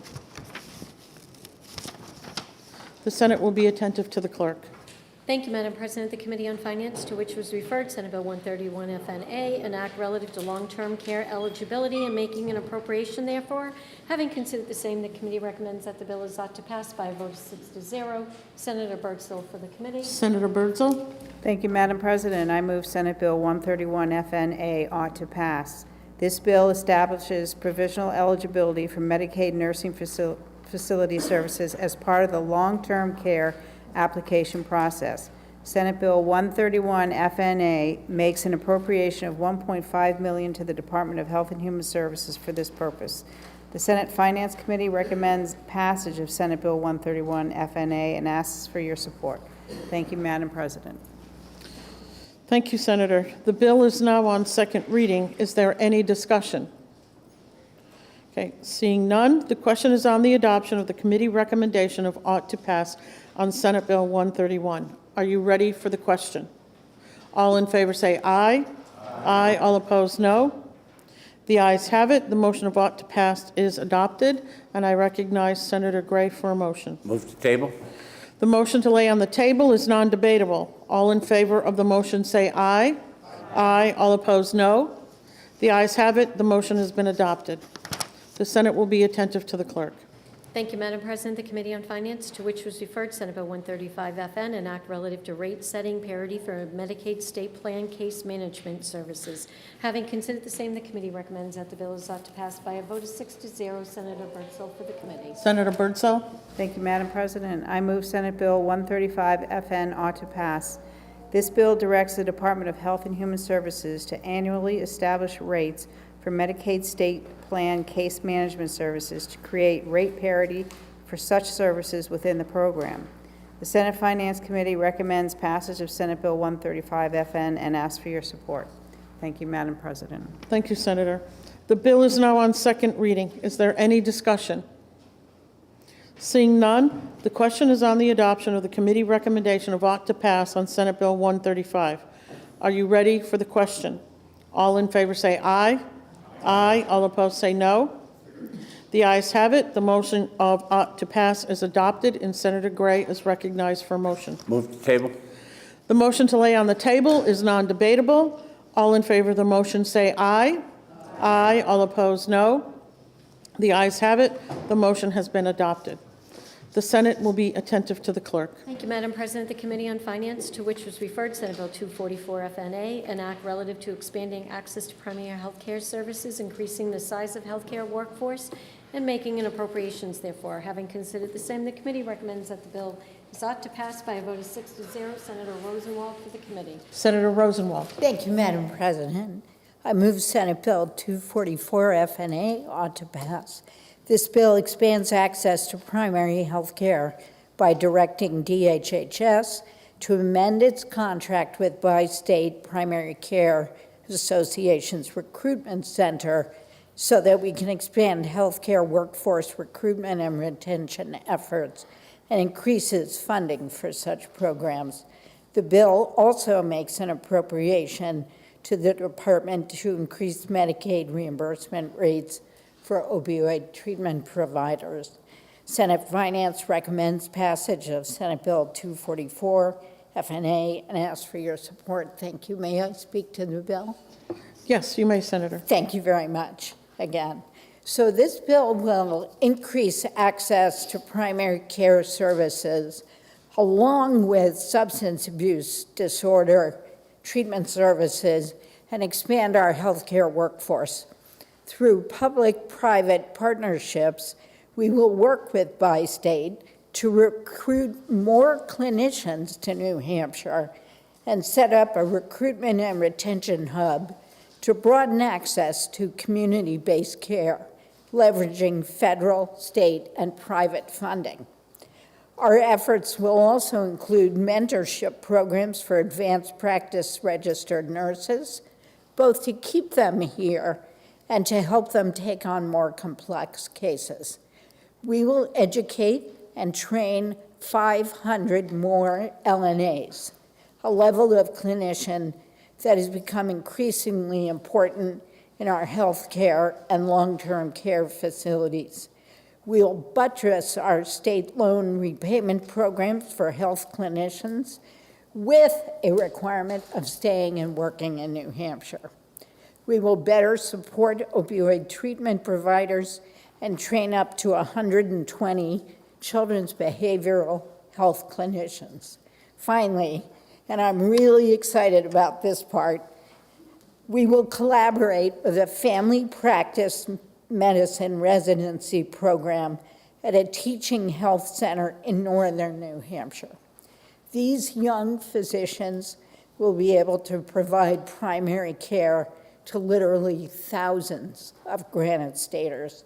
I'm grateful to the work of the Senate HHS committee, and I urge us all to vote to pass. Thank you. Thank you, Senator. The bill is now on second reading. Is there any discussion? Seeing none, the question is on the adoption of the committee recommendation of ought to pass on Senate Bill 244. Are you ready for the question? All in favor say aye. Aye. All opposed say no. The ayes have it. The motion of ought to pass is adopted, and I recognize Senator Gray for a motion. Move to table. The motion to lay on the table is non-debatable. All in favor of the motion say aye. Aye. All opposed, no. The ayes have it. The motion has been adopted. The Senate will be attentive to the clerk. Thank you, Madam President. The Committee on Finance, to which was referred Senate Bill 246 FN, an act providing maternal depression screening for new mothers, increasing access to health care services for new mothers, enabling new parents to attend infant pediatric medical appointments, and developing a plan for perinatal care support certification. Having considered the same, the committee recommends that the bill is ought to pass by a vote of 7-0. Senator Birdsall for the committee. Senator Birdsall. Thank you, Madam President. I move Senate Bill 246 FN ought to pass. This bill amends RSA 417D:2-D by requiring certain health carriers to provide coverage for maternal depression screening, including periodic prenatal and postpartum depression screening of pregnant and postpartum patients. Senate Bill 246 FN also requires periodic maternal depression screening for the caregiver of a child at the child's first, second, fourth, and sixth month well child visits under the child's plan, and provide instruction to the patient or caregiver on the results of screening and referral to mental health and/or community-based resources. RSA 417D:2E is amended to allow group health plans that provide benefits with respect to perinatal mental health and substance use disorders treatment to waive cost sharing for the services. Lastly, RSA 417D:2-F requires a group health plan to cover home visiting services for pregnant and postpartum women. Senate Bill 246 includes general fund appropriations to both the Department of Health and Services and the Department of Safety. The Senate Finance Committee recommends passage of Senate Bill 246 FN and asks for your support. Thank you, Madam President. Thank you, Senator. The bill is now on second reading. Is there any discussion? Seeing none, the question is on the adoption of the committee recommendation of ought to pass on Senate Bill 246. Are you ready for the question? All in favor say aye. Aye. All opposed, no. The ayes have it. The motion of ought to pass is adopted, and I recognize Senator Pearl for a motion. The motion to lay on the table is non-debatable. All in favor of the motion say aye. Aye. All opposed, no. The ayes have it. The motion has been adopted. The Senate will be attentive to the clerk. Thank you, Madam President. The Committee on Finance, to which was referred Senate Bill 249FN, an act relative to uncompensated care and Medicaid fund. Having considered the same, the committee recommends that the bill is ought to pass by a vote of 4 to 1. Senator Birdsall for the committee. Senator Birdsall. Thank you, Madam President. I move Senate Bill 249FN ought to pass. This bill establishes in statute the amount hospitals are entitled to receive in the form of directed payments, rate increases, and disproportionate share hospital dish payments. Senate Bill 249FN provides for Medicaid payments to hospitals equal to 91% of the Medicaid enhancement tax collected in the previous year. The Senate Finance Committee recommends passage of Senate Bill 249FN and asks for your support. Thank you, Madam President. Thank you, Senator. The bill is now on second reading. Is there any further discussion? Senator Rosenwald? Thank you, Mr. President. While I do have some continuing concerns about this bill because of its financial impact on our entire healthcare system, April 15th, when their tax payments are due, is just around the corner. It's essential that we come to an agreement with the hospitals that keeps them financially viable because they provide the bulk of our healthcare services. This bill, while still imperfect, moves the issue forward as the clock is really ticking down towards midnight. So I ask that we vote this bill ought to pass, send it to our colleagues on the other side of the wall, and thank you, Madam President. Thank you, Senator. The bill is now on second reading. Is there any discussion? Okay. The question is on the adoption of the committee recommendation of ought to pass on Senate Bill 249. Are you ready for the question? All in favor say aye. Aye. All opposed, no. The ayes have it. The motion of ought to pass is adopted, and the bill is ordered to third reading. The Senate will be attentive to the clerk. The Committee on Finance, to which was referred Senate Bill 255FN, an act establishing and developing crisis stabilization services. Having considered the same, the committee recommends that the bill is ought to pass by a vote of 7 to 0. Senator Birdsall for the committee. Senator Birdsall. Thank you, Madam Chair. Move to table. Motion to lay on the table is non-debatable. All in favor of the motion say aye. Aye. Opposed, no. Okay. The ayes have it. The motion has been adopted. The Senate will be attentive to the clerk. Thank you, Madam President. The Committee on Finance, to which was referred Senate Bill 277FN, an act relative to the application of utility property taxes and statewide education property taxes to electric generating facilities. Having considered the same, the committee recommends that the bill is ought to pass by a vote of 7 to 0. Senator Lang for the committee. Senator Lang. Thank you, Madam President. I move Senate Bill 277FN ought to pass. This bill removes the requirement that electric generators be subject to utility property tax. Generators who are no longer state-regulated utilities. They are now considered manufacturers, and as such, they should be paying the statewide education property tax, not the UPT, which is designated for utilities. This bill also acknowledges that certain electric generators have agreements with municipalities called payment in lieu of taxes or pilot programs, and it honors those agreements until their expiration. After such time, the swept obligation may be included in any new pilot agreement or be paid in addition to it. At the recommendation of the DRA, the bill will be applicable to the taxpayers beginning on or after April 1st of 2028. The Senate Finance Committee recommends passage of Senate Bill 277FN and asks for your support. Thank you, Madam President. Thank you, Senator Lang. The bill is now on second reading. Is there any discussion? Okay. Seeing none, the question is on the adoption of the committee recommendation of ought to pass on Senate Bill 277. Are you ready for the question? All in favor say aye. Aye. All opposed, no. The ayes have it. The motion of ought to pass is adopted, and Senator Gray is recognized for a motion. Move to table. The motion to lay on the table is non-debatable. All in favor of the motion say aye. Aye. All opposed, no. The ayes have it. The motion has been adopted. The Senate will be in recess for 3 minutes.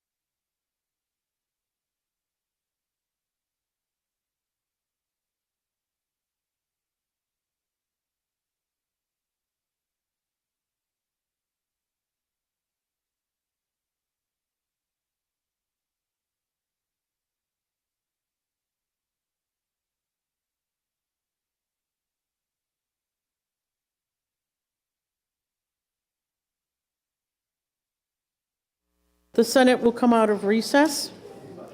The Senate will be attentive to the clerk.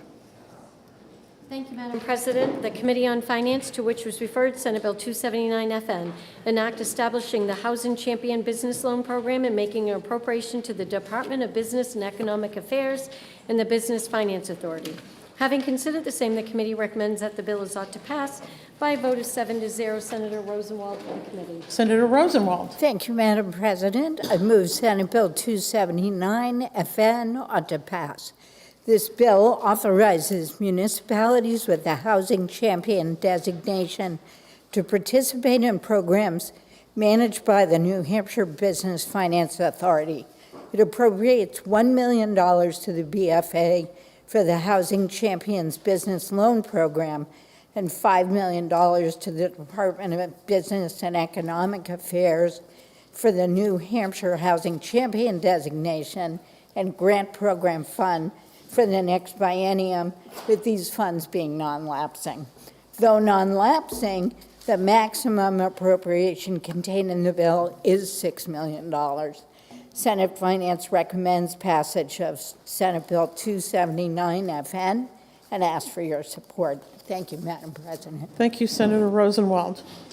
The bill is now on second reading. Is there any discussion? Senator Perkins Quokka.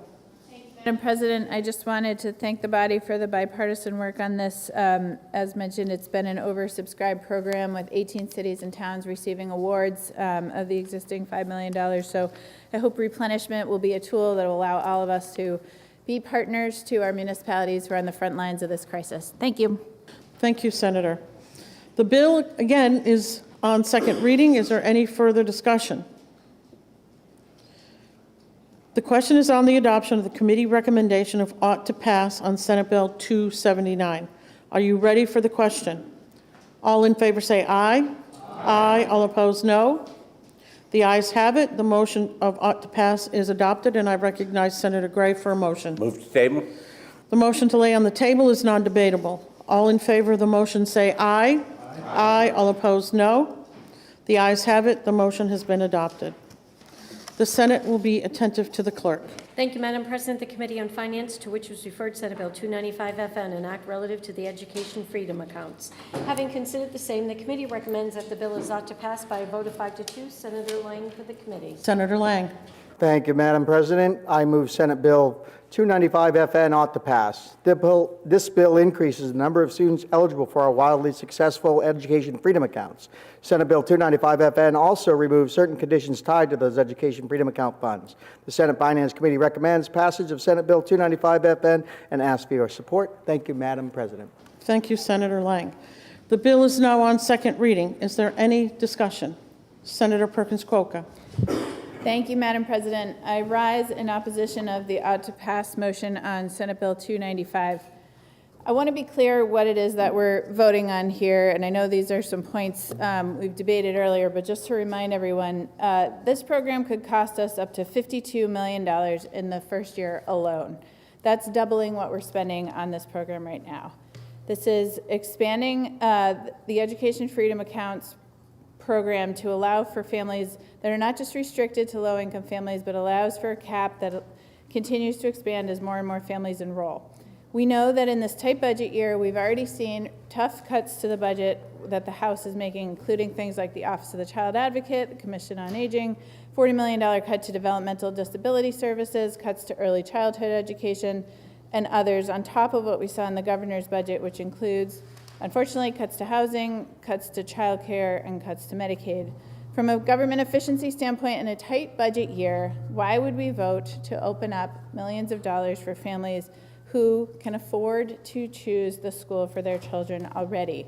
We need to be clear that what we're doing here is making a choice that might lead to instilling a tax on Medicaid recipients who are forced to pay it between building new housing or vouchers and subsidies for the wealthy, or between supporting our workforce and small businesses or additional costs on our families. So I urge this body against the ought to pass motion. So when we bring another motion, we don't need to continue to subsidize the wealthy families in our state. Thank you.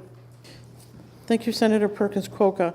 The bill is now on second reading. Is there any discussion? Senator Sullivan.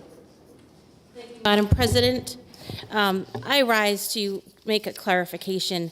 We keep hearing these numbers that are rolled out that we have no idea where they've come from. We know that the Josiah Bartlett Center did do a dig deep into the finances on this, and it would cost roughly $20 million for the first 2 years. However, right now, the cost of public education is coming in at about $24,000 per student. With EFAs, it comes in about $5,000 per student. That's a savings to the taxpayers, while we're also giving children the opportunity to have the education that is individually tailored for them. Their families are choosing the education that best suits that child so they can be the person that God intended them to be. This is a wildly successful program, and I just ask everyone's support on SB 295FN. Thank you. Thank you, Senator. The bill, again, is now on second reading. Is there any discussion?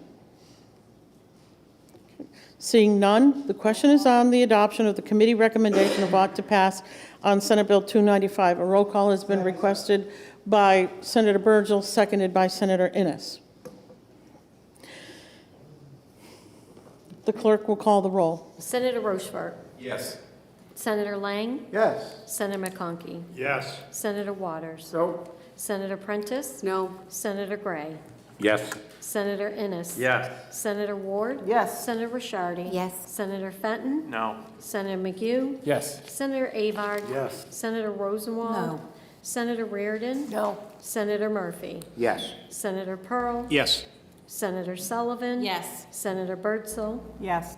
Senator Long. No. Senator Perkins Coca. No. Senator Abbas. Yes. Senator Gannon. Yes. Senator Altschiller. No. And Senator Carson. Yes. The ayes have it on a vote of 16 to 8. The motion of ought to pass is adopted, and the bill is ordered to third reading. Okay, you go down. The clerk will be attentive, the Senate will be attentive to the clerk. Thank you, Madam President. The Committee on Finance, to which was referred Senate Bill 300FN, an act criminalizing the creation of child intimate visual representations. Having considered the same, the committee recommends that the bill is ought to pass by a vote of 7-0. Senator Lang for the committee. Senator Lang.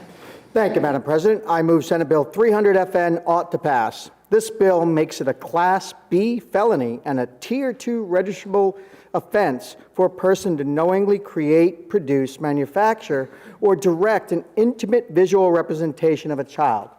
When we talk about that, I want you to think AI generation here. The Senate Finance Committee recommends passage of Senate Bill 300FN and asks for your support. Thank you, Madam President. Thank you, Senator Lang. The bill is now on second reading. Is there any discussion? Senator Innes. I'll be brief here. This bill originated due to something that happened to several girls in my district. And I won't go into details out of respect for the families and what they've been through. But I worked very carefully and closely with the Attorney General and his staff to put this bill together. I talked with them as recently as Tuesday. There have been some suggestions to amend this, but they assure me this is great language that solves the problem and gets our law caught up with technology, in this case AI, and how it can be applied. So thank you, Madam President. The bill is now on second reading. Is there any further discussion? Okay. The question is on the adoption of the committee recommendation of ought to pass on Senate Bill 300. Are you ready for the question? A roll call has been requested by Senator Innes, seconded by Senator Lang. Okay. The Senate will be attentive to the clerk. Senator Rochefort. Oops. Sorry. Okay. Senator Rochefort. Senator Rochefort. Yes. Senator Lang. Yes. Senator McConkey. Yes. Senator Waters. Yes. Senator Prentice. Yes.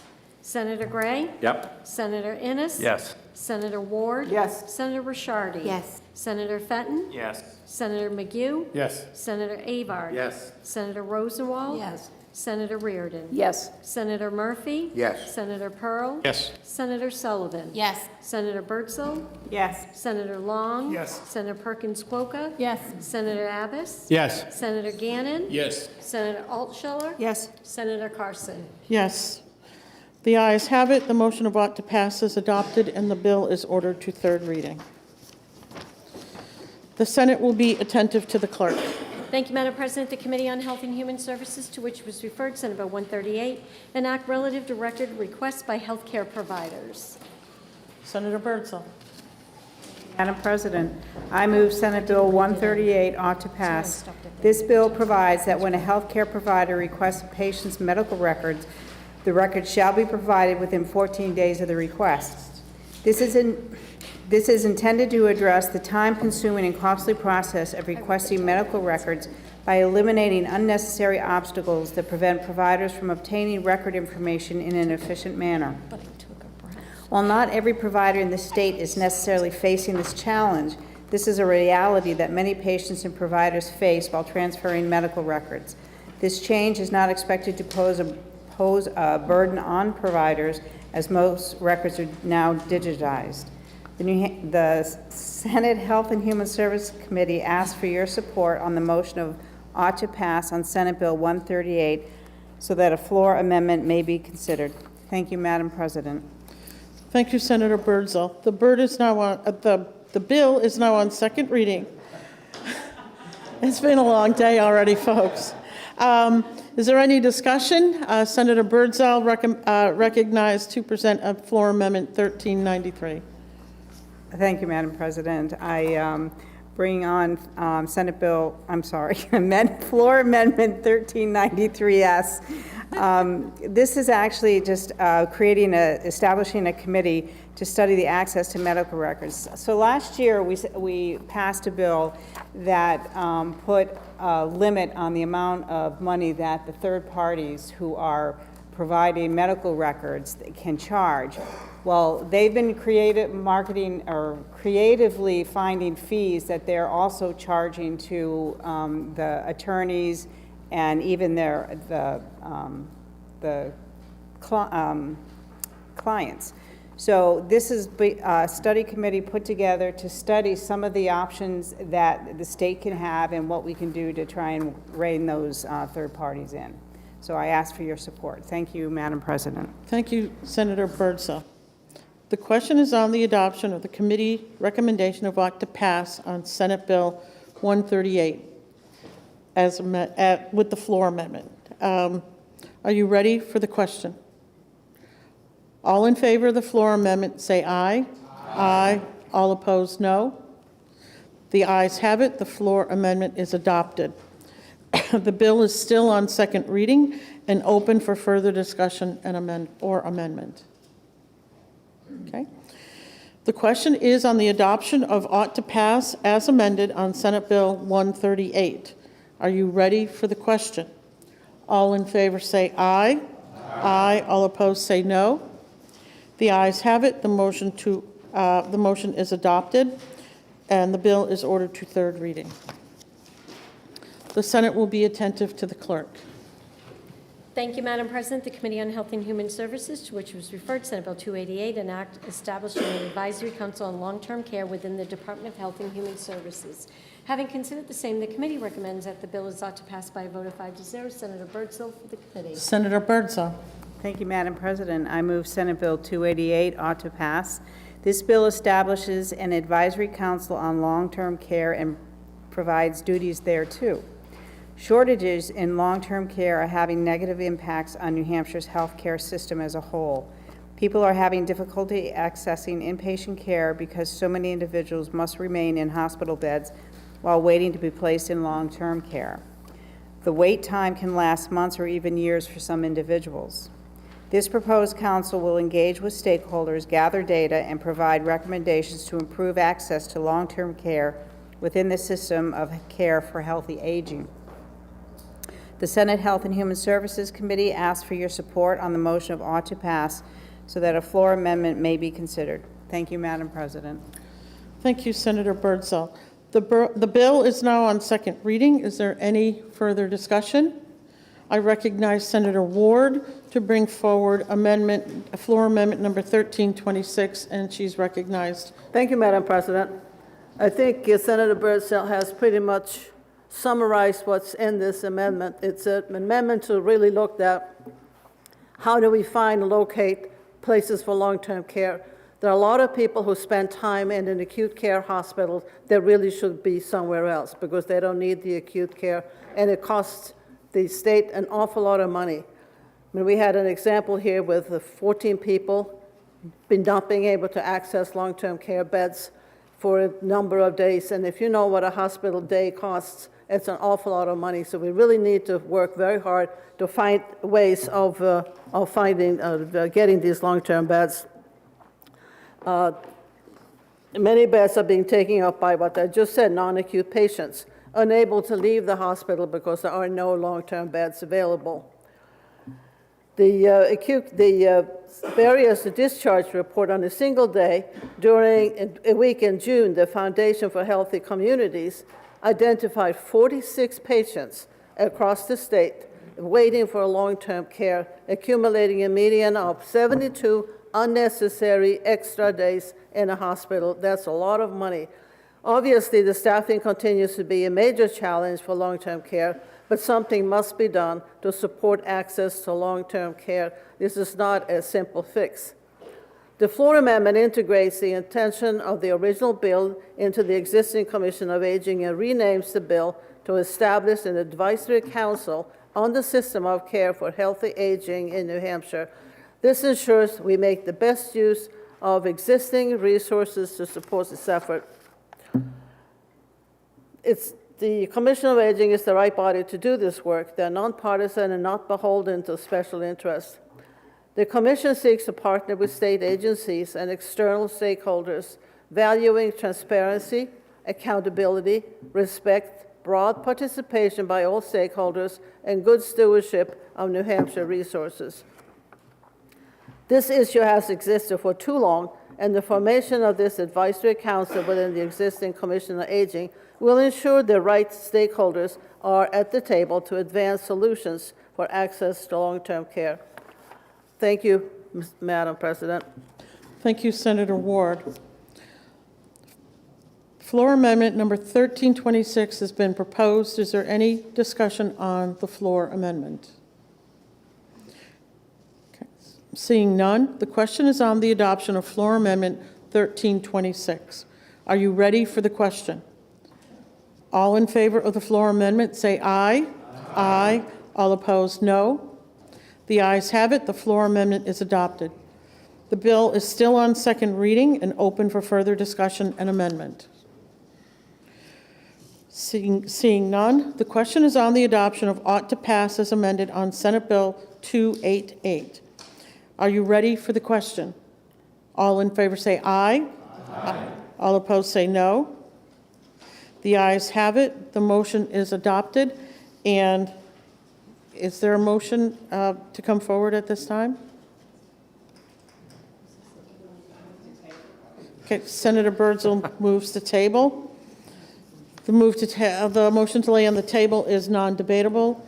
All in favor of the motion say aye. Aye. All opposed, no. The ayes have it. The motion has been adopted.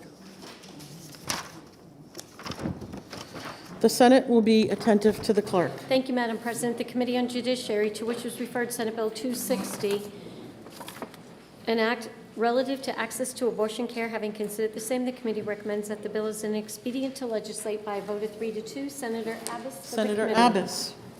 Thank you, Madam President. I move Senate Bill 260 inexpedient to legislate. Senate Bill 260 seeks to affirm an individual's access to an abortion within 24 weeks of gestation as a right.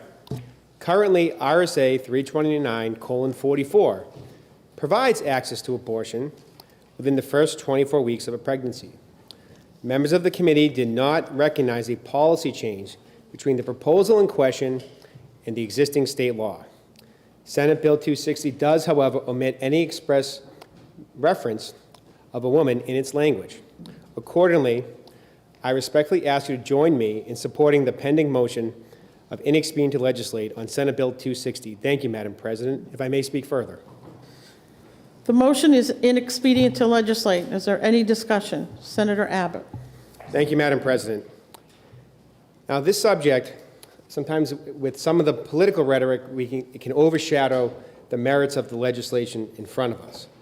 This bill makes no, and I repeat, makes no substantive changes to the application of the law. And I repeat, it makes no changes to any woman's access to abortion in this state, whether this bill were to pass or to be voted inexpedient to legislate. It does not make any changes whatsoever. Now, we heard testimony that members of the public were confused about what the law was in New Hampshire.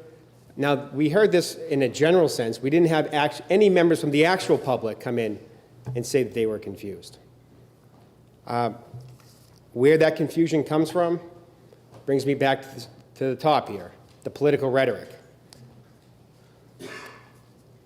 I look at this legislation that makes no substantive changes to any application of the law, and therefore it does not, I don't believe, accomplish its objective. So please join me, support the committee's recommendation of inexpedient to legislate. Thank you, Madam President. Thank you, Senator Abbott. The motion is inexpedient to legislate. Is there any discussion? Senator Altshuler to speak. Thank you, Madam President. I rise in support of Senate Bill 260, a bill that will make clear to all Granite Staters that this legislative body will not stand for any further restrictions on their access to abortion care.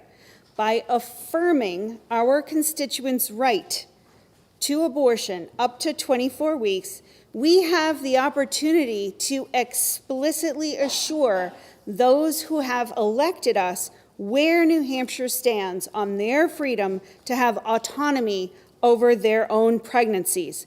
And why is this clarity needed? Because despite the chaos and confusion caused by an ever-changing national landscape, New Hampshire has not taken any legislative or executive action to reinstate the rights Granite Staters lost when Roe v. Wade fell. Because New Hampshire remains the only state in New England that has not stood up to explicitly protect our constituents' right to abortion in our state, in our statutes, or our Constitution, a departure from our state's historic record of affirming personal freedoms and limiting government interference. Because, as Granite Staters watch in horror on the news, as states with strict abortion bans result in pregnant women bleeding to death, contracting sepsis, and facing other serious infection risks, they deserve for it to be crystal clear that their elected officials here in New Hampshire would never subject them to such pain. Granite Staters were promised in the last election season by GOP leadership there would be no further restriction on abortion care in New Hampshire. And now we have the opportunity to make good on that promise by taking explicit legislative action to enshrine protections before 24 weeks. The question was posed in committee: would Senate Bill 260 make any substantive changes to the law? And legally, the answer is yes. Substantive refers to the actual rights, duties, and obligations as defined by law. With no affirmative right to abortion in statute, creating affirmative or an actual right is a substantive change, as opposed to the conditional access that Granite Staters have now. Abortion is basic health care and gives people the freedom to fully control their bodies, lives, and futures. New Hampshire must acknowledge that abortion access is critical to ensuring that everyone can live free. That includes securing an affirmative right to get the care they need without worrying about threats to their health, freedom, or well-being. The time to act is now. Our constituents do not want us to wait for their lives to be on the line for us to finally feel the urgency to take action. Our constituents want us to take action now so doctors don't face legal threats because we didn't see the necessity of protecting them. 2,370 people took the time to sign in support of this bill, supporting securing an affirmative right to abortion care, while only 71 opposed. Granite staters want this legislation.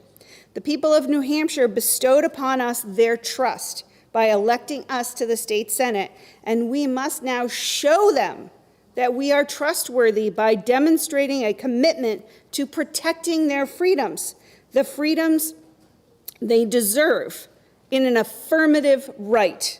I urge you to vote against the ITL motion so that another motion may be made. Thank you, Madam President. Thank you, Senator. Senator Gannon has a question of? You're from 23. That's you. Oh, I'm 22. You're right.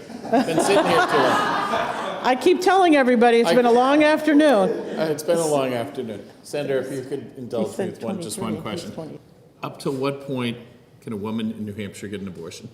So under the existing law, and regardless of what happens with this legislation, 24 weeks without any reason whatsoever. Thank you very much. Okay. The motion is inexpedient to legislate. Is there any further discussion? Senator Ricciardi. Thank you, Madam President. So I just want to be clear that this body has voted and supported that whether you believe in pro-life, pro-choice, that you can have accessible abortion up to 24 weeks. That law is clearly stated. That law is on the Planned Parenthood website. The problem with using the words affirming this into law is there's a problem with some of the verbiage in this bill. For example, the committee heard testimony questioning if this term could be interpreted to mean that someone besides the pregnant individual, because the bill says individual, not woman, not pregnant woman, pregnant individual. So in the testimony, it was interpreted to mean that someone besides the pregnant individual, such as the father, could demand an abortion because he didn't want the woman he impregnated to have his baby. It could further be interpreted to mean that a man also has a constitutional right to an abortion. And let's say wisely that a hospital denies a man to that abortion. Does he then have an equal protection claim against the hospital? The bill that we have is the law. Our governor has given her word that she will not support, she will put a veto pen on any further restrictions. So I really don't know, Madam President, why we keep talking about this. Thank you. Thank you, Senator. Again, the motion is inexpedient to legislate. Is there any discussion? Senator Rebecca Perkins-Coker. Thank you, Madam President. It's crossover. Thank you, everyone. I rise in support of SB 260 and against the motion of inexpedient to legislate. This is a simple and clear bill that says the state shall not infringe upon an individual's ability to access abortion before 24 weeks in a pregnancy. Every year, I ask my colleagues to join me in support of adding this right to our state law.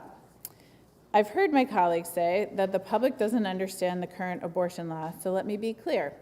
In New Hampshire, it is legal but not protected explicitly in our state law or our state's constitution to access abortion up to 24 weeks. After 24 weeks, there are some exceptions, including an exception for fatal fetal diagnoses, but we do not have explicit protections in New Hampshire.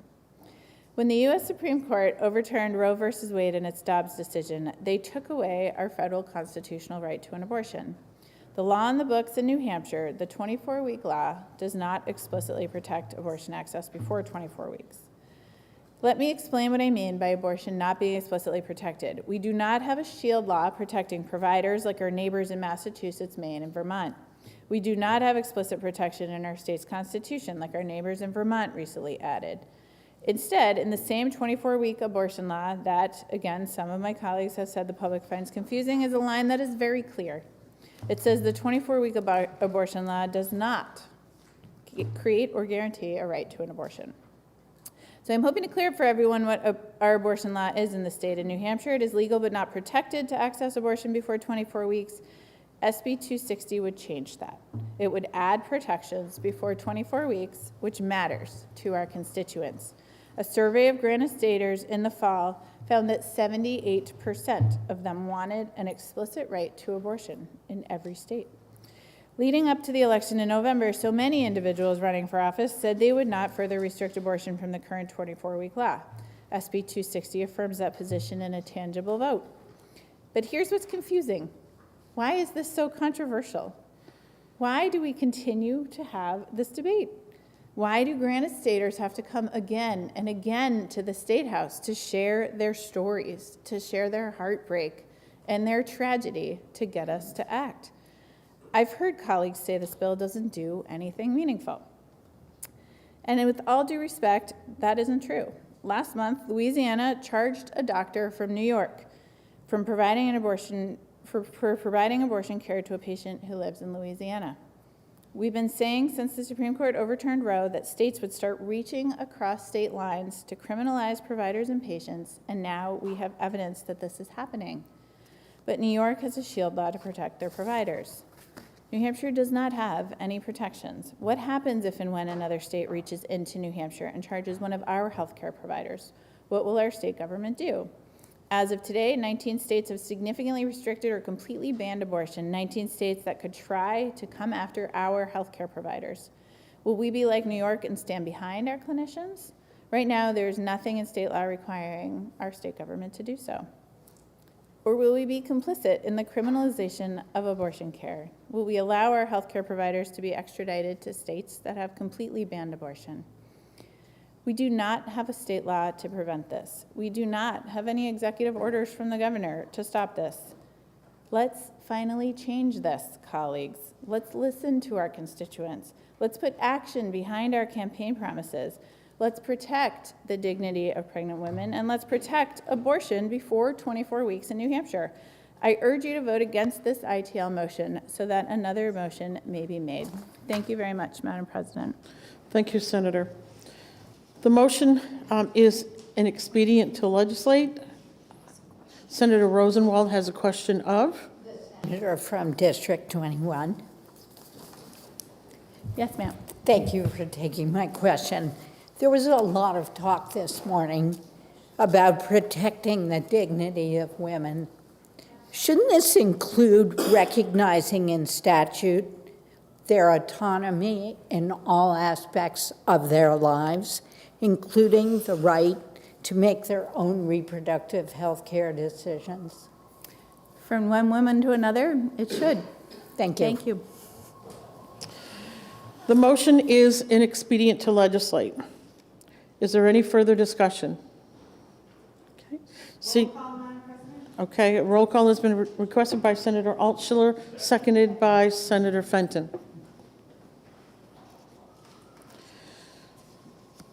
The clerk will call the roll. Senator Rochefort. Yes. Senator Lang. Yes. Senator McConkey. Yes. Senator Waters. No. Senator Prentice. No. Senator Gray. Yes. Senator Innes. Yes. Senator Ward. Yes. Senator Rishardi. Yes. Senator Fenton. No. Senator McHugh. Yes. Senator Avard. Yes. Senator Rosenwald. No. Senator Reardon. No. Senator Murphy. Yes. Senator Pearl. Yes. Senator Sullivan. Yes. Senator Bertzel. Yes. Senator Long. No. Senator Perkins Coca. No. Senator Abbas. Yes. Senator Gannon. Yes. Senator Altschiller. No. Senator Carson. Yes. Okay. The ayes have it by a vote of 16 to 8. The motion of inexpedient to legislate is adopted. The Senate will be attentive to the clerk. Thank you, Madam President. The Committee on Judiciary, to which is referred Senate Bill 265, an act repealing the provision related to religious use of land and structures. Having considered the same, the committee recommends that the bill is inexpedient to legislate by a vote of 3 to 2. Senator Abbas for the committee. Senator Abbas. Thank you, Madam President. I move Senate Bill 265 inexpedient to legislate. Senate Bill 265 repeals RSA 674:76, which has been enacted in 2022 to exempt religious land use from local zoning or planning ordinances. Despite the religious land use exemptions, religious sites may still be held to definitive standards, namely setbacks, structural height, and other objective criteria. Numerous states, including Massachusetts and Vermont, have similar exemptions. The committee fielded a multitude of comments concerning the subjective standards that may be reapplied in the absence of this existing law, resulting in religious discrimination. Accordingly, I respectfully ask you join me in supporting the pending motion of inexpedient to legislate on Senate Bill 265. Thank you, Madam President. Thank you, Senator. The motion is expedient to legislate. Is there any further discussion? Senator Prentice is recognized to speak. Thank you, Madam President. And I rise in opposition of the current motion for inexpedient to legislate. And I do want to thank the committee for taking the time not only to hear this bill publicly, but take the feedback and give it serious due consideration. I brought this forward. First and foremost, I want to be clear. This is not about just religious discrimination. This is not about getting in the way of anybody's freedom to practice their religion any place that they choose. This is simply for me and for constituents that asked me to bring this forward about zoning and we've used this term before or this phrase, and I do love to use this, the character of our neighborhoods. I understand that the size, the shape, all of the, when they passed this law, they considered what the neighborhood looked like, but not every neighborhood, and made sure that, how it was structured, a church or a religious building would be structured, would meet within the size and the shape of that neighborhood.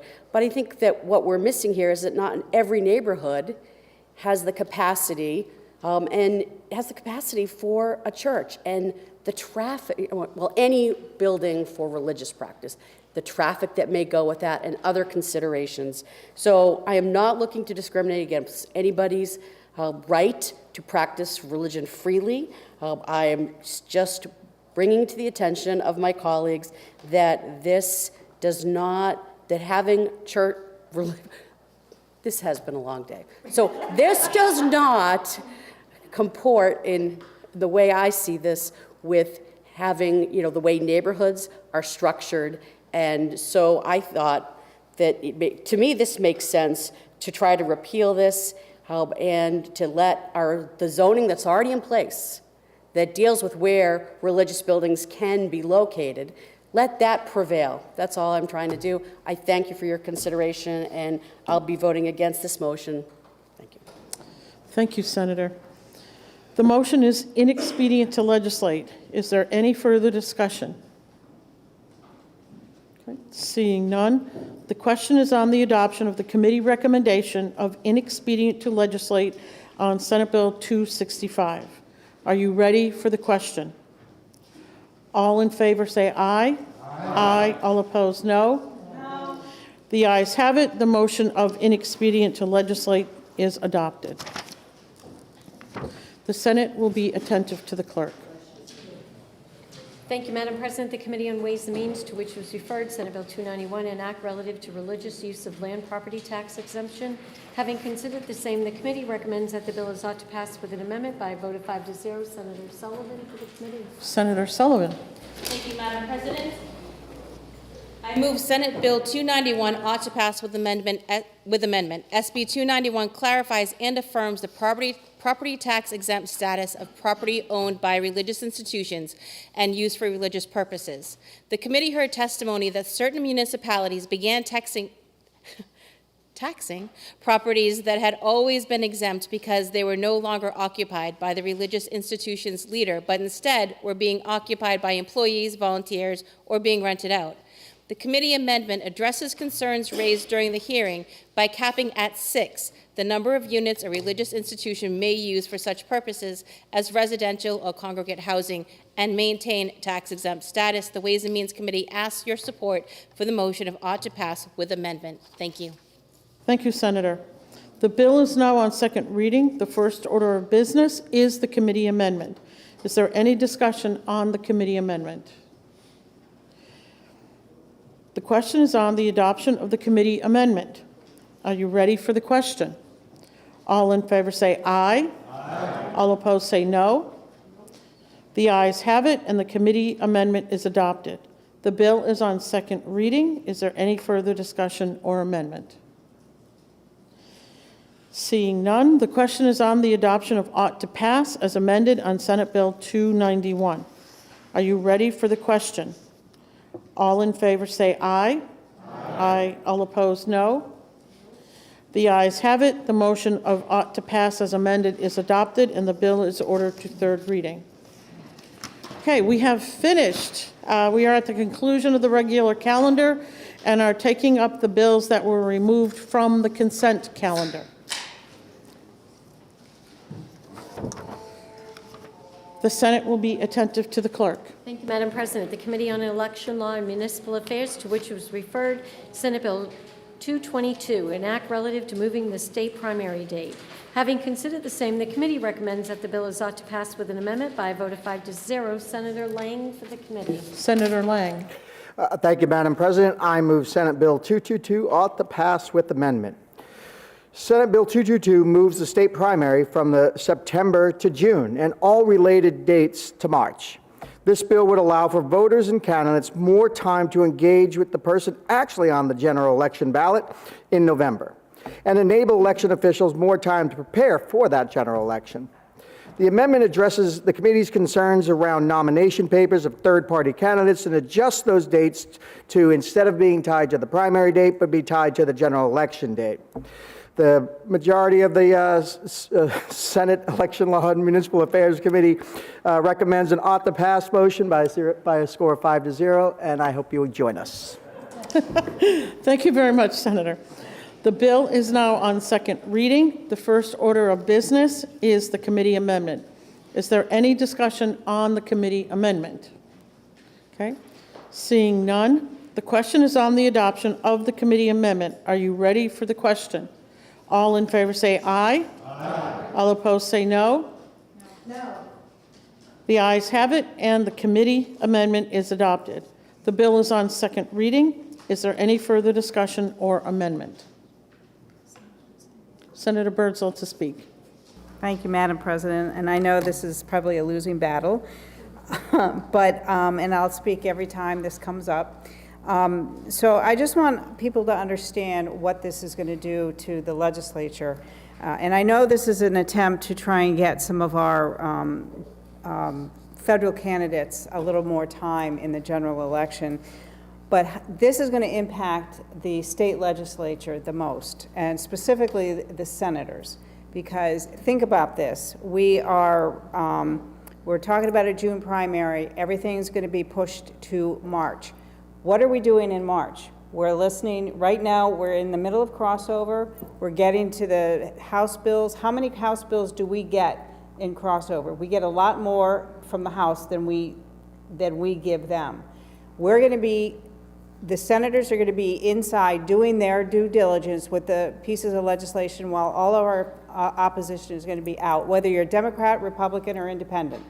If you're in the chamber, they're going to be out there opposing you. So with that, I am going to oppose the June primary, and I ask that you do as well. Thank you, Madam President. Thank you, Senator.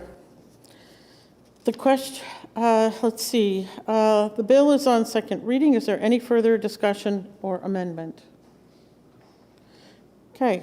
The question is on the adoption of ought to pass as amended on Senate Bill 222. Are you ready for the question? All in favor say aye. Aye. All opposed, no? No. The ayes have it. The motion of ought to pass as amended is adopted, and the bill is ordered to third reading. The Senate will be attentive to the clerk. Thank you, Madam President. The Committee on Executive Departments and Administration, to which was referred Senate Bill 189, an act relative to fetal death records.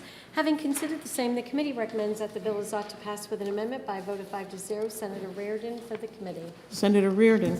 Thank you, Madam President.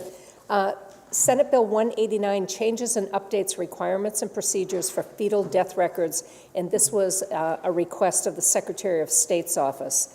The amendment to the bill as introduced addressed instances of unnamed babies to comport with changes made over the years on the certificate of stillbirth, but I would ask my colleagues to vote down this motion so that we can consider a floor amendment that will correct some further technicalities that will be addressed by my colleague from District 13.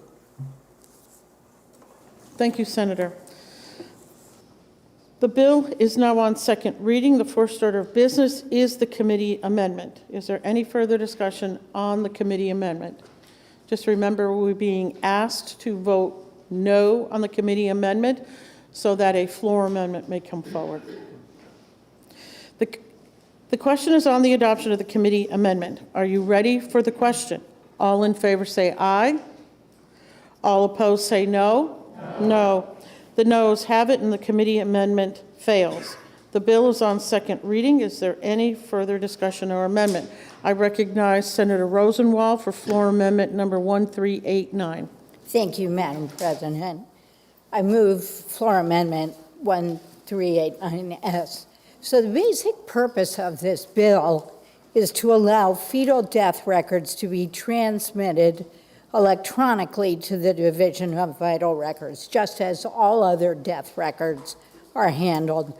And I'm really grateful to my colleague from District 5 who worked with me to make technical corrections to ensure that our mandatory maternal health demographic reporting on fetal deaths is consistent with what the legislature passed several years ago on mandatory reporting on live births. The committee amendment, which was drafted by Vital Records, inadvertently didn't do this. So the floor amendment corrects that. And it also leaves in place the current certificate of stillbirth, which was a bill originally brought by the senator from District 19 to the Health Committee over in the other chamber when I was chair of it. We go back a long way. And that's been working well since 2008.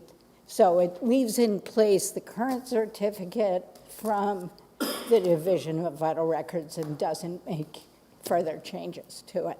Thank you. Thank you, Senator. Is there any further discussion on the floor amendment? Okay. Seeing none, the question is on the adoption of floor amendment number 1389. Are you ready for the question? All in favor of the floor amendment say aye. Aye. Any opposed? No.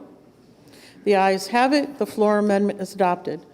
The bill is still on second reading and open for further discussion and amendment. Seeing none, the question again is on the adoption of ought to pass as amended on Senate Bill 189. Are you ready for the question? All in favor say aye. Aye. All opposed, no. The ayes have it. The motion is adopted and the bill is ordered to third reading.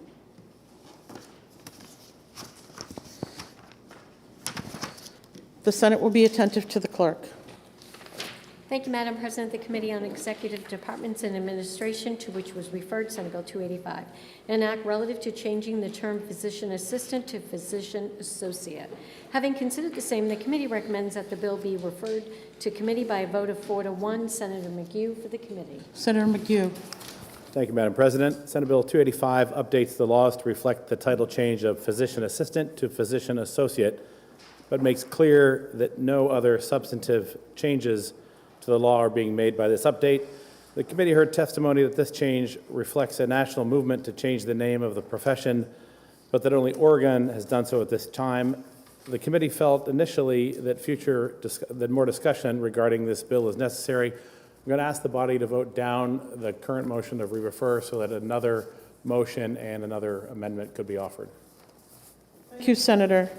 Just to make sure everyone understands, there has been a motion to re-refer the bill back to the committee. Is there any discussion on the re-refer to committee? Senator Pearl?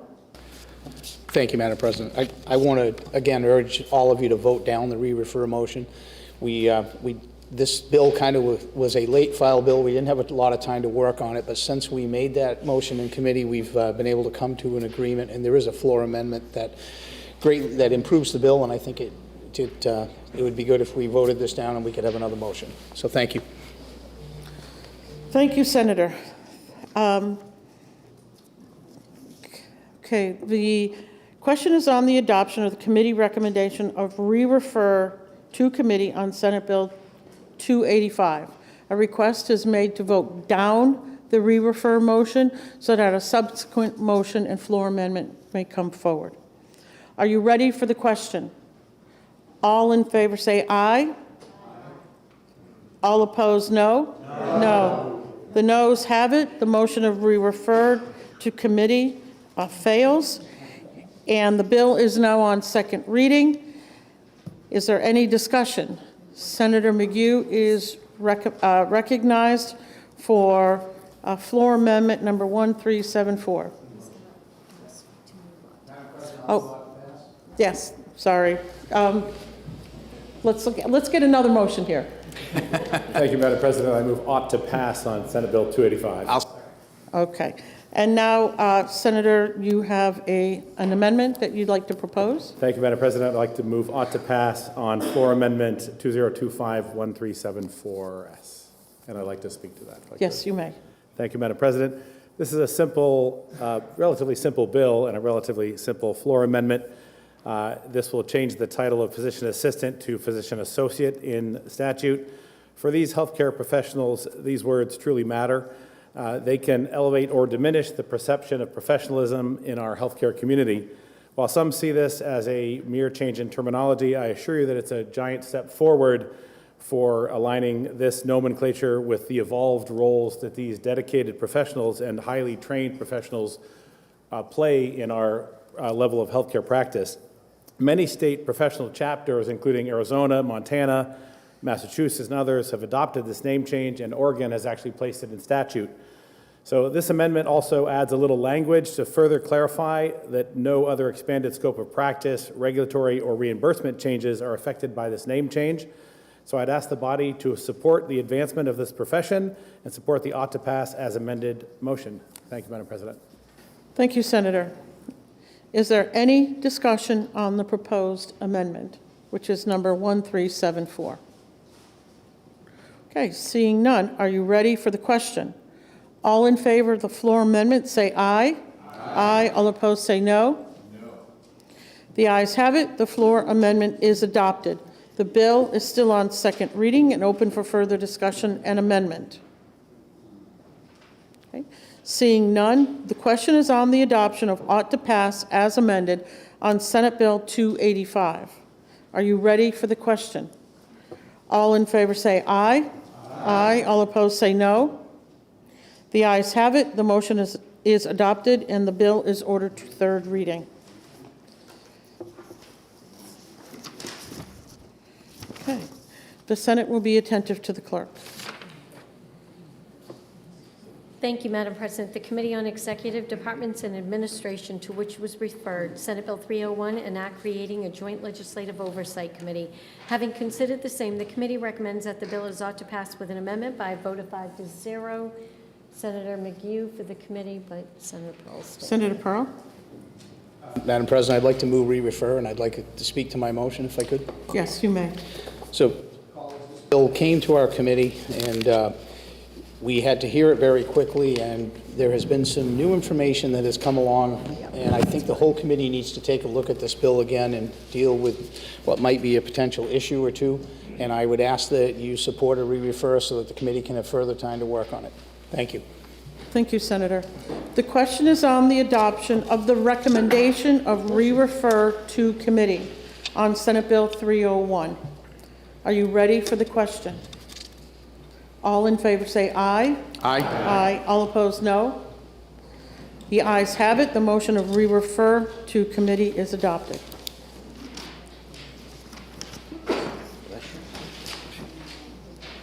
The Senate will be attentive to the clerk. Thank you, Madam President. The Committee on Finance, to which was referred Senate Bill 86FN, an act relative to Housing Finance Authority's Affordable Housing Guarantee Program.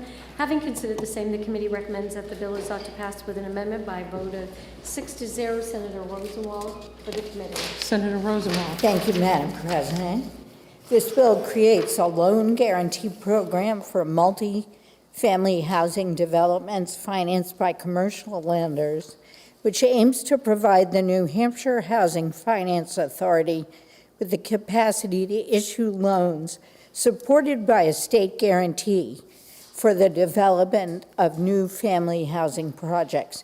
The state treasurer shall report to the Joint Fiscal Committee at its next meeting any advance that the Housing Authority makes to enable it to perform all of its guaranteed obligations punctually and in accordance with their terms.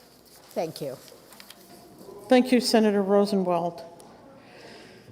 The bill is on second reading. The first order of business is the committee amendment. Is there any discussion on the committee amendment?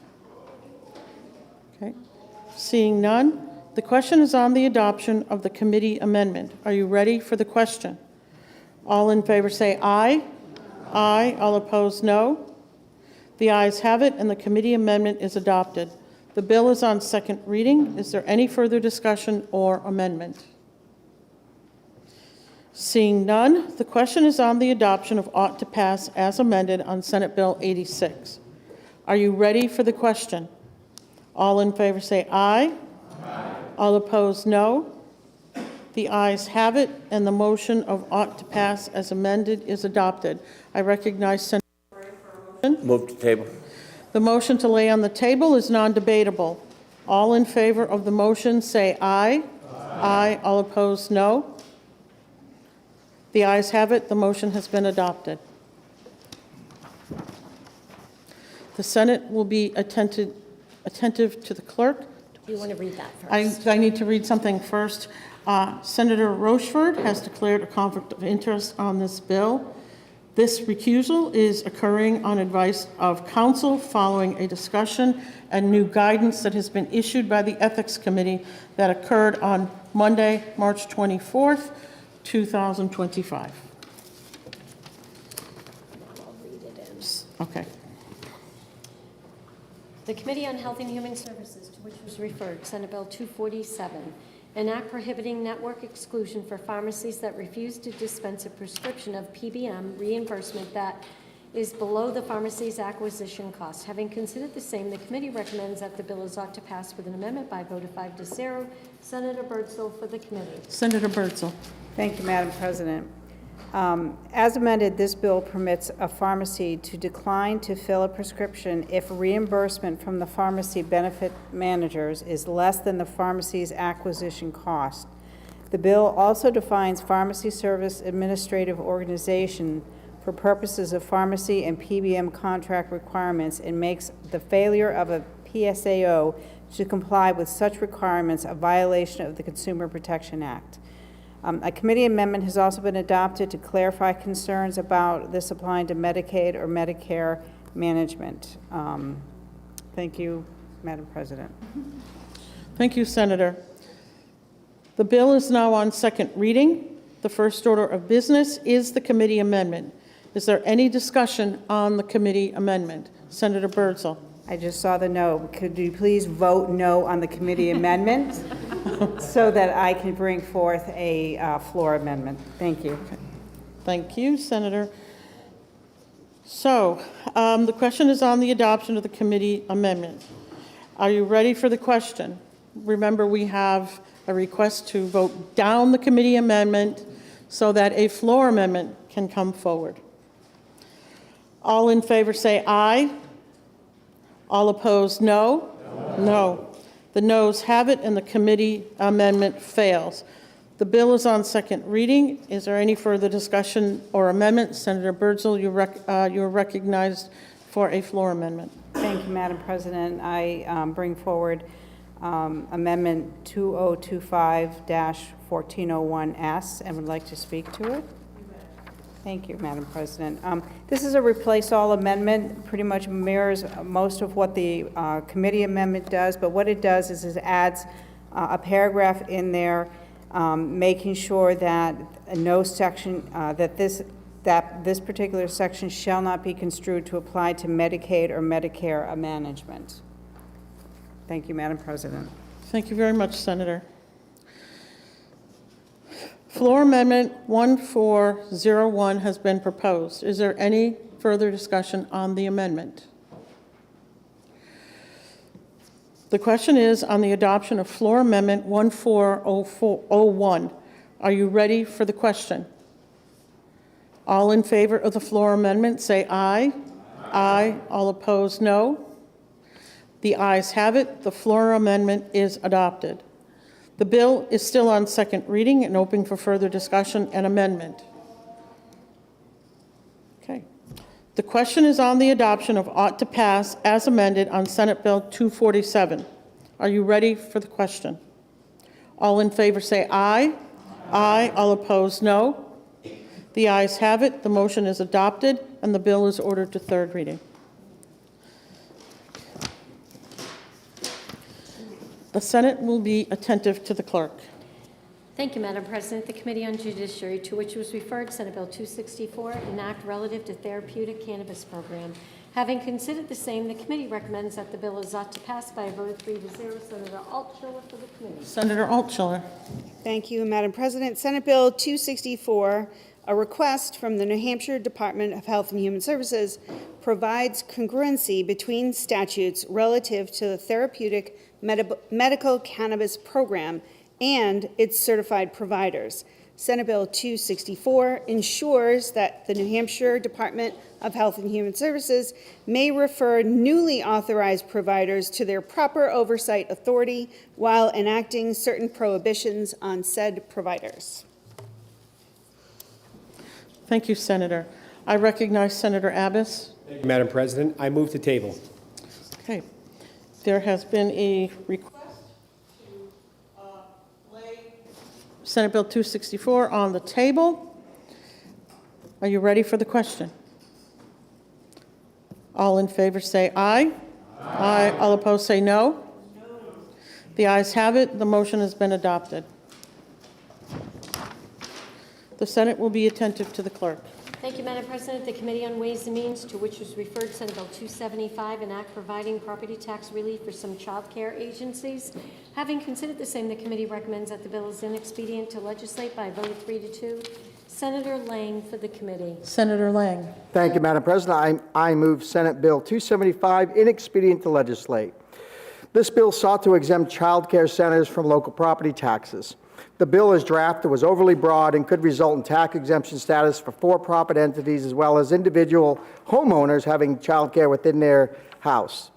This bill would extend school building aid as written to preschools, and we already have a limited school building aid funding, and this bill would deplete any of that available funding even further.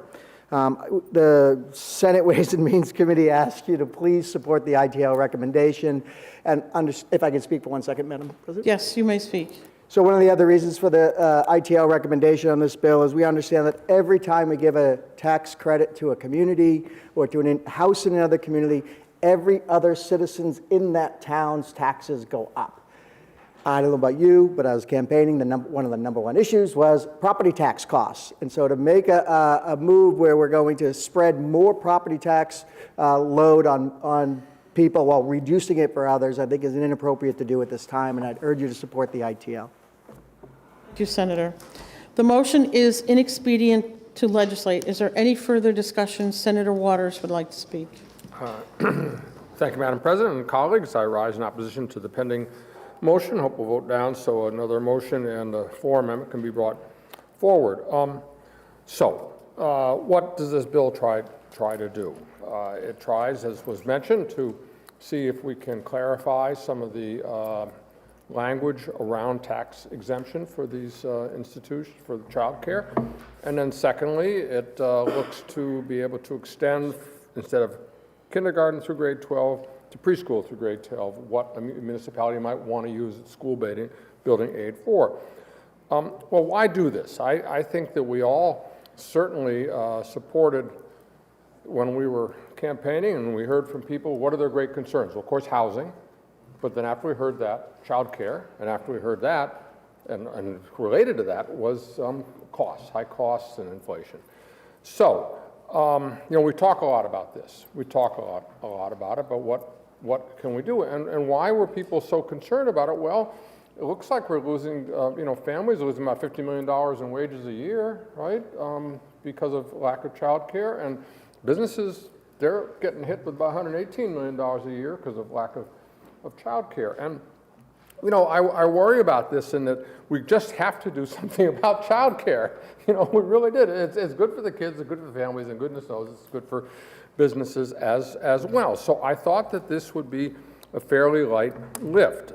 Yes, I agree that the nonprofit status here was overly broad. There's an amendment on that, but what I heard from some child care providers was that it was really, there was disagreement among assessing folks in municipalities. That some were saying, oh, well, that child care center, nonprofit, and it fits under the definition, they get their tax exemption. But a very similar facility in another town, the assessor was saying no. So the idea was, and overly broad here, but the idea was to lend some clarification, and that could be done in an amendment that clarifies just what statutes a nonprofit has to conform to in terms of licensing to get that status. And that's what, this is clarified as the whole bill was worked on with the folks in HHS and in the Department of Education. Then secondly, we know that there are municipalities that want to create preschool spaces. And demographics, there's some space, right? In elementary schools in particular. There's some space in classrooms. What DOE has to do now is they go into the building when somebody asks for a skill building aid, and they've got to measure the square footage of that room that might want to be converted to the child care, and they've got to exempt that from the grant.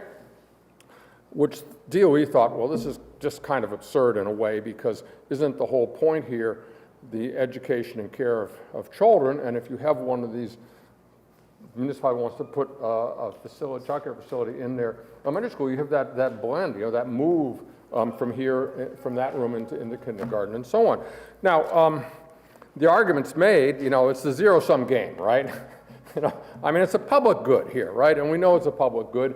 We are supporting tax exemption for schools, seminaries, and so on and so forth. Lots of things. But here, too, when the Department of Education has that limited amount of money, yes, for school building aid, they work with the communities, and they figure out what they might provide for a given request or not. They can look at the numbers and so on and so forth. And it just seems like very reasonable. The DOE folks said, yeah, we can do this and make sure that we spend our dollars appropriately. So again, this is not a heavy lift on this. It really isn't. It's something. Let's do something. And we have heard across the wall that they're cutting child care funding, right? So what are we going to do? We talk about it, but what are we going to do? Thank you, Madam President. Thank you, Senator. The motion is inexpedient to legislate on Senate Bill 275. Is there a roll call has been requested by Senator Perkins-Coker. Is there a second? Seconded by Senator Rosenwald. The clerk will call the roll. Senator Rochefort? Yes. Senator Lang? Yes. Senator McConkey? Yes. Senator Waters? Nope. Senator Prentice? No. Senator Gray? Yes. Senator Innes? Yes. Senator Ward? Yes. Senator Ricciardi? Yes. Senator Fenton? No. Senator McGue? Yes. Senator Avard? Yes. Senator Rosenwald? No. Senator Reardon? No. Senator Murphy? Yes. Senator Pearl? Yes. Senator Sullivan? Yes. Senator Birdsell? Yes. Senator Long? No. Senator Perkins-Coker? No. Senator Abbas? Yes. Senator Gannon? Yes. Senator Altschiller? No. Senator Carson? Yes. The ayes have it by a vote of 16 to 8. The motion of inexpedient to legislate is adopted. I recognize Senator Birdsell for a motion. Thank you, Madam President. I move that the Senate adjourn from the early session, that the business of the late session be in order at the present time, that all bills and resolutions ordered to a third reading be, by this resolution, read a third time. All titles be the same as adopted, and that they be passed at the present time. All in favor say aye. Aye. All opposed, no. The ayes have it. The early session is adjourned. We are now in the late session. Are there any announcements to come before the Senate? Senator Prentice. Thank you, Madam President. Unanimous consent? Yes. I'd like to take the opportunity, although he was unable to join us in person today, to recognize our Director of Fire Training and Emergency Medical Services, Justin Cutting, who, after a number of years, 25, 26, 27, 22, 29 years of service, public service, is retiring. It'll be effective this Monday. Justin and I have known each other since he was 18 years old. We used to be volunteers together on the Enfield Fast Squad. So I first knew him as a co-volunteer EMT. We lived in the same community, and I was really proud of him when he went off to be a firefighter, paramedic in Hampton, in District 24. Our Senator for District 24 is one of her communities, and he was there for 25 years before we were fortunate enough to have him come into this part of state service and lead our efforts on fire training and emergency medical services. He's accomplished many things over his time, over his years, besides being an excellent EMT, a paramedic, firefighter. But while leading at the Fire Academy, he brought into focus the health and wellness of our emergency medical services providers and our firefighters, especially around mental health and post-traumatic stress. He has really leaned into this area and done a great job for our entire community in improving their wellness so that back in my district. He now has moved back to Springfield, and thank you for your state service. Thank you, Madam President. Thank you, Senator. Senator Ricciardi. Madam President, I request unanimous consent. Yes. Thank you, Madam President and members of the Senate. It is an honor to be here today as a Greek American and celebrate the 204th anniversary of Greek Independence Day. March 25th, just like 4th of July, isn't just a day of celebration. It is a reminder about the sacrifices our forefathers made in advancement of freedom and democracy. It is a reminder that even though the concept of democracy first took shape in ancient Greece over 2,000 years ago, that they found themselves under the brutal rule of a foreign empire for over 400 years. All around our great state, groups of Greeks and Greek Americans are celebrating with flag-raising ceremonies and by singing the Greek national anthem. These celebrations are not only expressions of pride in our heritage, but a reflection of the enduring values of liberty, courage, and perseverance. It is also a reminder that the human spirit desires to be free. To every Greek and Greek American in our state, happy Greek Independence Day. Zito Ialas, long live Greece. Senator Ricciardi. Senator Altshuler is recognized for a personal privilege.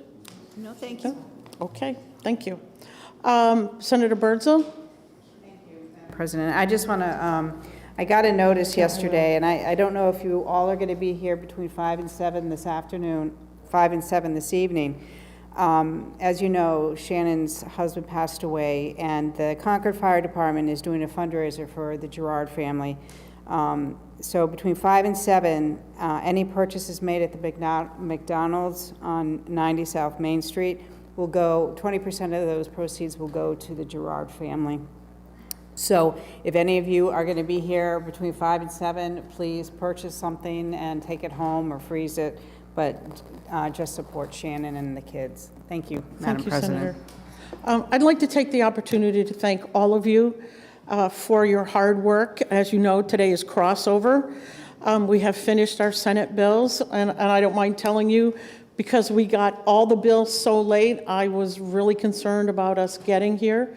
So I appreciate all of your hard work, all of the late hours that you've put in order to get us to this point today that we can leave and the sun is actually still out. Because some of us who've been here for a while have remembered times when crossover wasn't finished until sometimes close to midnight or even after midnight. So I just again want to thank all of you for all of your hard work. Thank you. Okay. Without objection, all personal privileges or unanimous consent shall be entered into the permanent journal of the Senate. Is there any further business? I recognize Senator Birdsall for a motion. Thank you, Madam President. I move that the business of the day being completed, that the Senate recess to the call of the chair for the purposes of introducing legislation, re-referring bills to committee, scheduling hearings, sending and receiving messages, vacating bills, and processing enrolled bill reports and amendments, and when we recess to the call of the chair. All in favor say aye. Aye. All opposed, no. The ayes have it. The Senate is in recess to the call of the chair. Remember, we are not meeting next week, so everybody have a great week. Enjoy some time off. And I would like to see Senator Innes and Senator Birdsall in my office for the assigning of bills after we're done here. Okay, the Senate is in recess to the call of the chair.